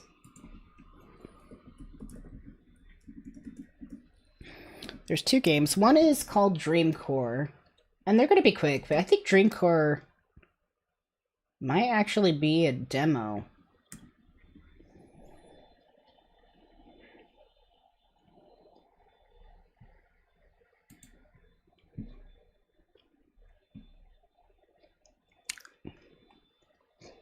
Lemon layer cake, the most dangerous thing in the Western Hemisphere. American liberals? Oh my fuck. It's true, though. Yeah, let's watch this for a minute. I'm kind of curious. This episode and others like it are brought to you by the generous support of my patrons on Patreon. If you'd like to help support this channel, join our growing Discord server, and get early access to every video, consider becoming a patron at patreon.com/secondthought. First, I must confess that over the past few years I have been gravely disappointed with the white moderate. I have almost reached the regrettable conclusion that the Negro's great stumbling block in his stride toward freedom is not the white citizens' counselor or the Ku Klux Klaner, but the white moderate, who is more devoted to order than to justice, who prefers a negative peace, which is the absence of tension, to a positive peace, which is the presence of justice, who constantly says, I agree with you in the goal you seek, but I cannot agree with your methods of direct action, who paternalistically believes he can set the timetable for another man's freedom. That white person that you see calling himself a liberal is the most dangerous thing in the entire Western Hemisphere. He's the most deceitful. He's like a fox. And a fox is always more dangerous in the forest than the wolf. You can see the wolf coming. You know what he's up to. But the fox will fool you. He comes at you with his mouth shaped in such a way that even though you see his teeth, you think he's smiling. You take him for a friend.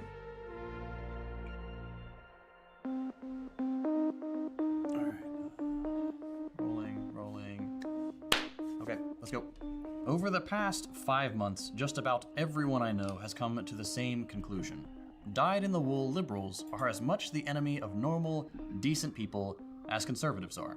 And when I say liberal, I don't mean your average Joe who likes Harry Potter and Marvel movies and doesn't really think about politics outside of election years. Will you shut up, man?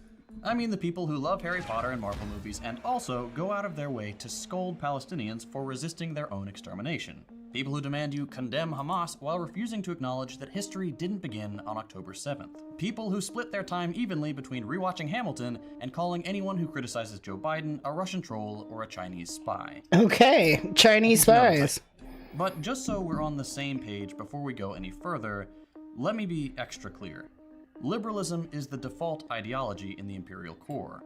The average person ends up with a liberal perspective by osmosis. There is a pipeline from simply existing in the empire to becoming a rabid servant of the empire. And if you feel like this is an attack on you personally, please don't feel that way. Everyone should be capable of changing their perspective when presented with new evidence. If you're not, that's a good sign you may have been indoctrinated into a dangerous ideology. But that's what this video is about. I'm going to give you just a little bit of evidence that Western liberals are a tremendous force for evil. And contrary to what they want you to believe, they absolutely do not care about truth, justice, peace, or progress. I mean, let's start with the civil rights era. We always peck at like right-wing conservatives. This is something I talk about rarely, how I just don't care for liberal ideas. But I mean, ultimately, I'm Neogenian and teleocratic with my politics, so that's where I sit. A lot of Americans today erroneously believe that when Dr. King came onto the scene, he magically opened everyone's eyes and ended racism. Sure, things were bad back then, but his words were so moving that everyone put down their pitchforks and agreed that we were all equal. Not quite. And of course, the white liberals were marching hand in hand with black Americans to forge a path to a brighter future. While MLK did have a profound way with words. Also, take this guy with a grain of salt. I do like Second Thought. Like, I do. Like, he does really good content. But, like, sometimes the way he covers things, it's like, sometimes I feel like, and I'm not accusing him of this, but sometimes I feel like he tries to very slyly, like, demonstrate his biases, whether or not he's aware of them or not, and it's a little bit masked as, like, center. I don't know. I still have more to watch, let's just say. But there's definitely been moments where he says stuff where I'm like, yeah, I don't know about that, but who the hell is perfect? No one. Except for me. No, joking. And there were indeed a number of white Americans who marched for equal rights. This simplified view of the civil rights era is exceptionally misleading. Martin Luther King is one of the most co-opted figures in modern history. Everyone tries to claim him for their particular set of beliefs. I made a whole video about how history whitewashes black radicals. But the thing about these people waxing poetic about how great King was is that 90% of the time, they would have hated the man had they lived in the same era. Think about your family members today and how they reacted to the Black Lives Matter rallies and protests. If they're anything like my family, you probably heard some pretty ignorant, hateful statements. The same exact thing happened in Dr. King's time. Police brutality, rampant racism, and constant attempts to misconstrue what the movement was really about. The thing that always concretizes that fact for me is this comic, by the white moderate cartoonist Charles Brooks. King talking to a reporter with the city destroyed in the background and some white people lying on the ground, and King saying, "I plan to lead another non-violent march tomorrow." This is exactly what we see today. Liberals get uncomfortable and suddenly they're not for equal rights anymore. Or more accurately, they still say they are, but they just have some concerns about optics. That's not how you're supposed to protest. Why can't everyone just protest peacefully? Why? So you can ignore it? The entire point of protest is to be disruptive. But even if we put that aside, no one wants to have to protest. They want things to change with as little friction as possible. But that's just not how things work when the oppressor class likes their position, and that position is dependent upon subjugating another class. I mean, it's like Castro said during the Cuban Revolution. Personally, I'm all about peacefully protesting, obviously, but like when we covered the school protest, that didn't stay peaceful for long, and not to the fault of the students, but because the police were physically trying to remove them. In which case, personally, I'm like, protect yourself, whatever that takes. In that case, if somebody's putting their hands on you like that in a big group setting, I mean, comply with the law otherwise on an individual level, like if you're getting pulled over or some shit like that, but... The people did not choose the path of armed struggle. It was the path that was forced upon them. Same with Palestine. The number of tweets I've seen from liberals saying, "I don't understand why they can't just peacefully protest," is insane. And every single time, someone claps back with a different instance of Palestinians peacefully organizing and being killed all the same. By the time King penned his letter from Birmingham jail, which you heard some of at the beginning of this video, he had become disenchanted with white northern liberals, who had earlier in his career been his greatest source of white support. But when King started talking about systemic issues that intersected with racism, such as economic inequality, these liberals started to squirm. The comfortable whites who looked down on the southern yokels for their ignorance and racism were now in the hot seat themselves. They benefited from a two-tiered society in which liberal elites were at the top. And so the complaint about optics was born. Look, Dr. King, we support your ideals, but the way you're protesting just isn't okay. This is the way liberals operate. They support emancipation movements in theory, but as soon as it crosses into the realm of the material, they become no different than conservatives. If violent protest is illegal, and nonviolent protest gets your liberal supposed supporters to condemn your movement, what recourse do you have to effect change? There's a reason imperial core countries are actively trying to criminalize various forms of protest. They have a vested interest in things remaining the same. As Kwame Ture said in his 1969 book, The Pitfalls of Liberalism, what a liberal really wants is to bring about change which will not in any way endanger his position. That is, of course, impossible when we're talking about fixing the systemic problems of racism, imperialism, and economic inequality. According to a 1966 Harris poll, King's favorable rating among white Americans was just 27%. Compare that to 95% today. That's how liberals operate. They oppose any attempts at emancipation while they're happening, then pretend they were always on the side of the righteous when they have the benefit of history books telling them who the good guys were. There's a great tweet that really sums up this liberal tendency. A liberal is someone who opposes every war except the current war, and supports all civil rights movements except the one going on right now. Now, while MLK was outspoken in his disappointment with white liberals, Malcolm X went a critical step further and correctly labeled them an enemy of Oh, Malcolm X was way more hardcore. I mean, Martin Luther, I think, was more about integration, where Malcolm X was like, no. Nah. genuine progress and liberation. The conservatives are wolves. You know what they're up to. They're evil and they're honest. Exactly. Not because they care about being honest, but because they're not afraid to wield power when they have it. The liberal is a fox. Less outwardly threatening, even seemingly approachable, but still a... I mean, this is more a sense why I have issues with the Democratic Party, is I think it's very liberal in the sense, like, they're, moralistically, they're always going to side on, you know, with the minorities and do whatever it takes, you know, to get you what you need, the working class, whatever. But then suddenly, when it comes to, like, what happens to their wallets, they're going to pull out last second. And they're going to go with pretty much the opposite of what they said they were going to do in the first place. This is why I have more of an issue with them than I do Republicans, because at least with, like, conservative, Republican, MAGA people, whatever, like, you know what to expect. predator. A conservative will usually be open about their racism and how they need to keep the dirty foreigners out. Whereas a liberal will say things like, I see you, I hear you, hate has no place here. And then they'll run campaign ads about how conservatives are failing to secure the southern border. Biden hasn't stopped building Trump's wall. That should tell you everything you need to know about the liberal approach to immigration. Democrats were almost shouting build the wall during his last big speech. Pretend you're deeply concerned, and then do the same thing the conservatives are doing. Or take the genocide in Gaza. We've seen a handful of the more liberal Democrats speak out against what Israel is doing, which is no small feat for a politician in the United States. But then when push comes to shove, they do the evil thing anyway. As I'm writing this script, every single Senate Democrat just voted to continue funding the genocide straight in up. Gaza. Every single one. It's like the meme. The people on the receiving end of US militarism don't care whether the people who sent the bombs are deeply concerned about it. They're still sending the bombs. Socialists like me tend to joke about Democrats just being Republicans. A socialist, I knew it. But it's absolutely Joking. I don't know. I'm not a socialist. true. The liberal But we will keep that in mind the more when we watch this guy's content in the future. only objection to imperialism and global domination is on aesthetic grounds. They may say they're cool with gay people, but they're still going to turn the rest of the world to glass if it means maintaining our hegemony. Yep.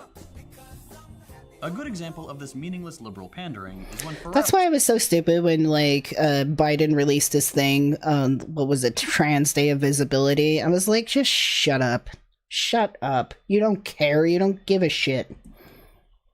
Phill recently sent Trump a cease and desist to stop Trump from using his songs at rallies. And then he turned around and performed at a fundraising gala for the IDF. The people who've killed 11,000 that's weird. children in the past few months, who have targeted doctors saving injured people, journalists trying to show the world what's happening, the people who blindfolded a man, told him to run, and then sniped him in the back of the head. Okay, celebrities being useless is one thing, but when you have a liberal world leader, that's when things get really dangerous. Take Trudeau, for example. In response to one of the many ongoing protests for Palestine in Canada, on February 13th, he posted the following on Twitter. The demonstration at Mount Sinai Hospital yesterday was reprehensible. Hospitals are places for treatment and care, not protest and intimidation. I strongly condemn this display of anti-Semitism. In Toronto and across Canada, we stand with Jewish communities against this hate. This is insane. If you've been online at all in the last 5 months, you'll know where I'm going with this. Yeah. Justin Trudeau, liberal darling, has supported to the hilt the Israeli apartheid regime, which has bombed every single hospital in Gaza out of operation. Not only that, This channel is called Second Thought on YouTube. The guy's a socialist. He's pretty good, yeah. Like, I don't agree with everything he says, but like he's got really good points. these monsters also dressed as doctors and nurses and infiltrated a hospital to shoot and terrorize the patients and heroic staff inside. To the liberal, walking outside a hospital and demanding justice is a bridge too far. But butchering an entire population because it serves the interest of capitalism that's fine. is perfectly acceptable. The justification for statements like Trudeau's has Goddamn those students protesting. We had to wipe them out.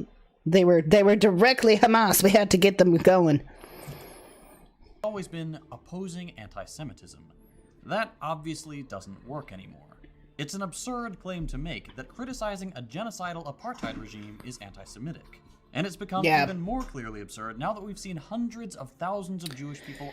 It's really difficult to have the conversation about Israel and like Jewish people and all that stuff because it's like you got to be like very specific. I try to be as specific as possible as like I'm highly against the Israeli government, that whole thing. But obviously I can fathom and picture and understand that there's people there that don't really have a choice. You know, there are Jewish Israelis that just really don't have a choice. They're just kind of like they're, you know. There are plenty that don't like what the Israeli government is doing. So it's like, what do you do? But yeah, I'm very against extreme Zionism and what the Israeli government is doing. And then I hate the fact that like you can't really talk about that without having to add the little cherry on top of like, oh yes, and I condemn Hamas, but it's like that's so besides the point in the conversation if you look at the entire history of the situation. I definitely am more familiar with what's going on between Israel and Gaza than I do Ukraine and Russia. We really haven't done much diving into that. We should keep up with that more.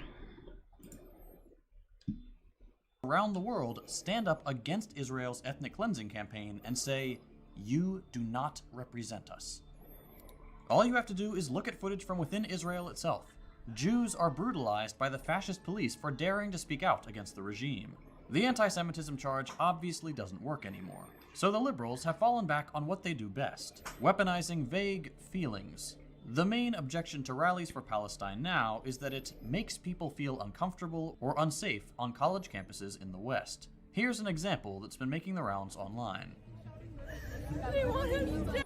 Susan says, there are many people who are anti-Zionism and not anti-Semitic. True, but the one issue I noticed, though, that's really hard in this situation is people who start off as saying, I'm an anti-Zionist. They get so passionate about it that I've seen some people like roll downhill, like a snowball rolling downhill and getting bigger, and they get anti-Semitic, and it's to the point where when they call people Zionist, like they just as well say Jew or the Jewish like slurs and things like that. Some people, and like some of the more outspoken liberals I've seen straight up call people Zionist in such a way where I'm like, you just as well call them a Jew. Like, it's so messed up. Like, they get there. It's like anti-Semitism under the guise of saying like, oh, really, it's just I'm against Zionism. It's like, no, you might have started out that way, but that's just like some problem I've noticed. It's very hard to have the conversation without like spending a half hour, 45 minutes and then constantly reiterating what you specifically mean by certain terms.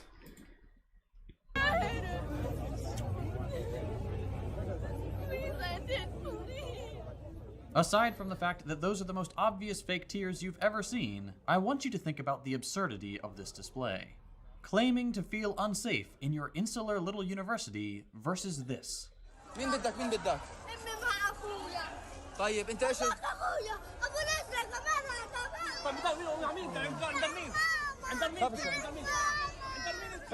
That's what unsafe looks like.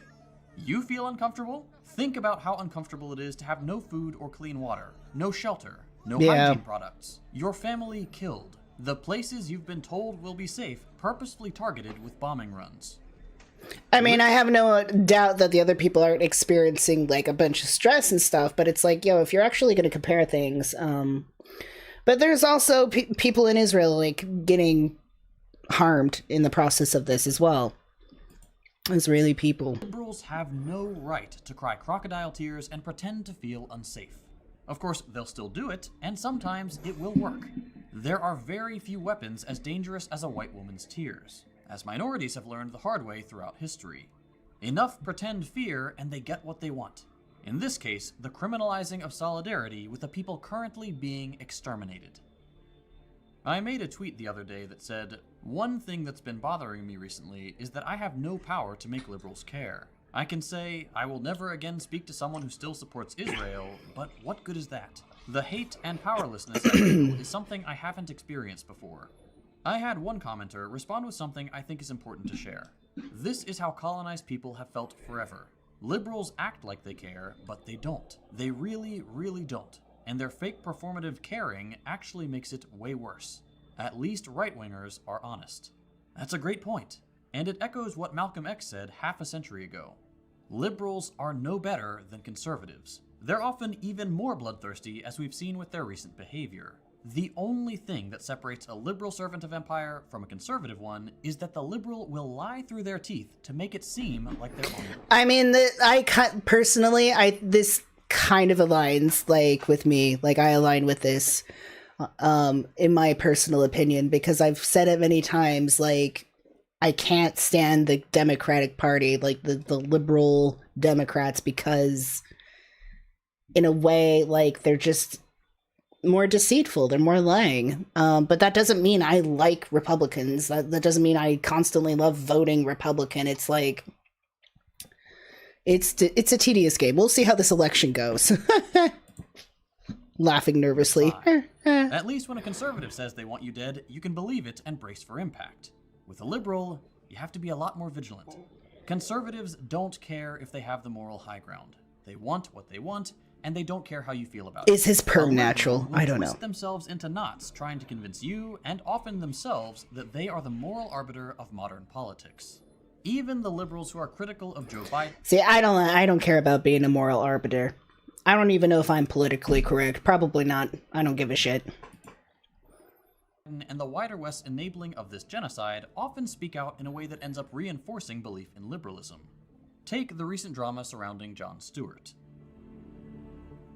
He said some common sense stuff about Biden and really pissed off the vote blue no matter who. Well, but his criticisms also really resonated with the masses of more casual. Yeah, I'm not voting blue no matter who. I hate that shit. To air the concerns of people. I'm not saying I'm not, like, I have, we'll see how I vote, but that whole vote blue no matter who I think is bullcrap. Biden may be too old for the job, but we'll do better next time. The most important thing is keeping Trump out of the White House. Things would be so much worse under a Republican, believe me. Never mind, of course, that things are only this bad because Biden, liberal champion of peace and freedom, has personally refused to call off his attack dog and has instead spent billions of dollars of your well, it's being stuck in a dichotomy, like a false dichotomy. Tax money to fund the massacre of tens of thousands of men, women, and children whose only crime is trying to prevent the slow-rolling eradication of their people and their history.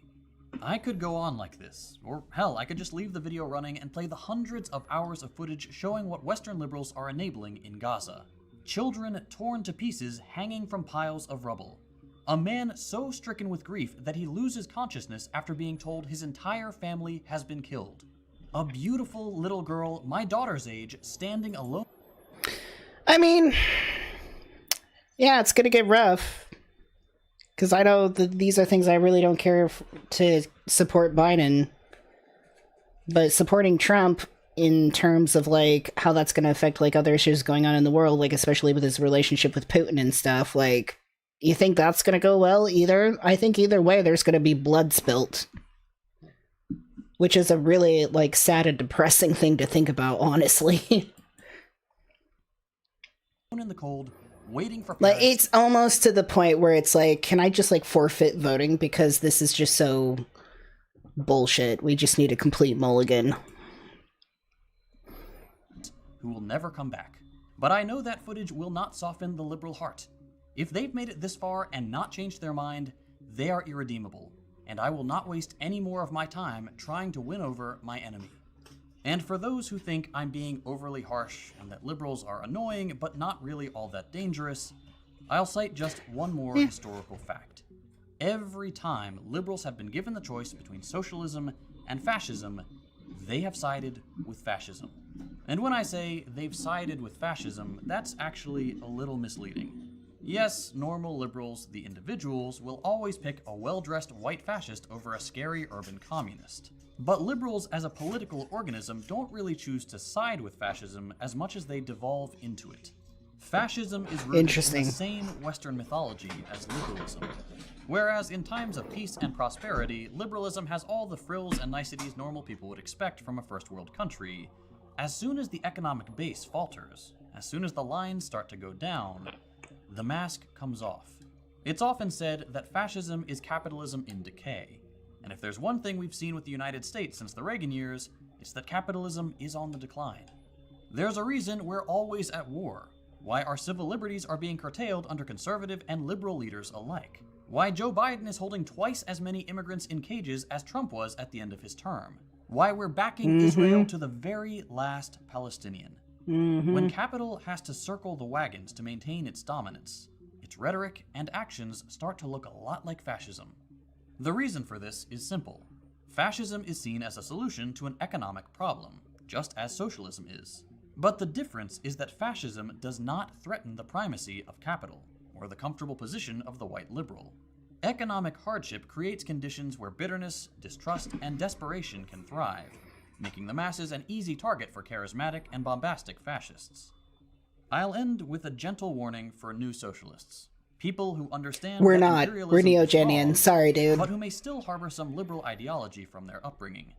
There's this pervasive belief that if you just show people enough data that something is bad, we'll reach a critical mass of collective outrage, and then suddenly, through legal and government-approved means, we'll be able to stop the bad thing. That's just not how the real world works. That's become abundantly clear in the last 5 months. Bit by bit, our rights to protest, to assemble, to speak out, are being taken away. It's true. The Palestinian people have tried peaceful protest for years. They've tried appealing to international bodies. I would still take a socialist over Trump, too. They are well within their rights to resist their I don't have any... by whatever means they do. I don't exactly have opinions on socialism where it's like completely horrifying. I just don't. I think it looks better on one of those things that looks better on paper. Most systems look better on paper, to be honest. If we're going to be honest, do they ever really work according to plan? This is why we need to work on something better. No amount. We need something that's like an infusion of all the best parts of everything and actually make something that works. Of liberal hand-wringing and phony moral objections will change that fact. You don't get freedom peacefully. Freedom is never safeguarded peacefully. Anyone who is depriving you of freedom isn't deserving of a peaceful approach by the ones who are being deprived of their freedom. A few times in the last couple years, I found myself thinking, surely not these liberals. Surely this friend or this educated person or this family member will be different. And they disappoint every single time. At some point, all decent people have to realize that liberals are as much the enemy as conservatives. They may weaponize inclusive language. I don't know about using the word enemy. I guess. I don't know. I mean, I could highly disagree and even despise somebody, but like dehumanize them? They may try to trick you into thinking. Not saying that calling him an enemy is dehumanizing. I'm just saying it's careful. There's a lot to think there, I think. Because I usually say, like, don't do anything dangerous. Like, be peaceful, you know, as much as you can. But, you know, somebody's shoving you. Don't let them shove you. But it's a lie. The Western liberal position on Palestine should be the final nail in the coffin of liberal legitimacy. And I know it's not my job to call people out like this. I know my role is to be inclusive and offer a charitable on-ramp into socialist ideas. But sometimes you just have to tell it like it is. Malcolm X was right. Liberals are the most dangerous thing in the Western Hemisphere. Yeah, interesting. Malcolm X is really intense, though. He also had a lot of interesting ideas, but he was very... Well, my friends, I mean, we could probably find something else, but I think we're going to call it a night. We covered all our topics. We did a lot of political conversation today, touch base on the wars, stuff like that. You know, as teleocratically as possible.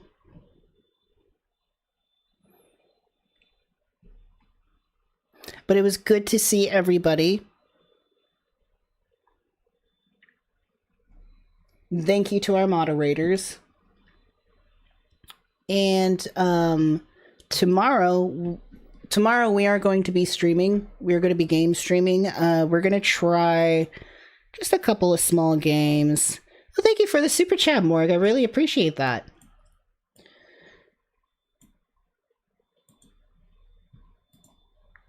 So, games I would like to try. Maybe we'll take a vote tomorrow. I really do want to do Dream Core, which is very similar to Pool Rooms, but this is a demo. I guess they're still working on the game, which has been a while, so I hope they actually finish it and don't say they are and then just like drop out.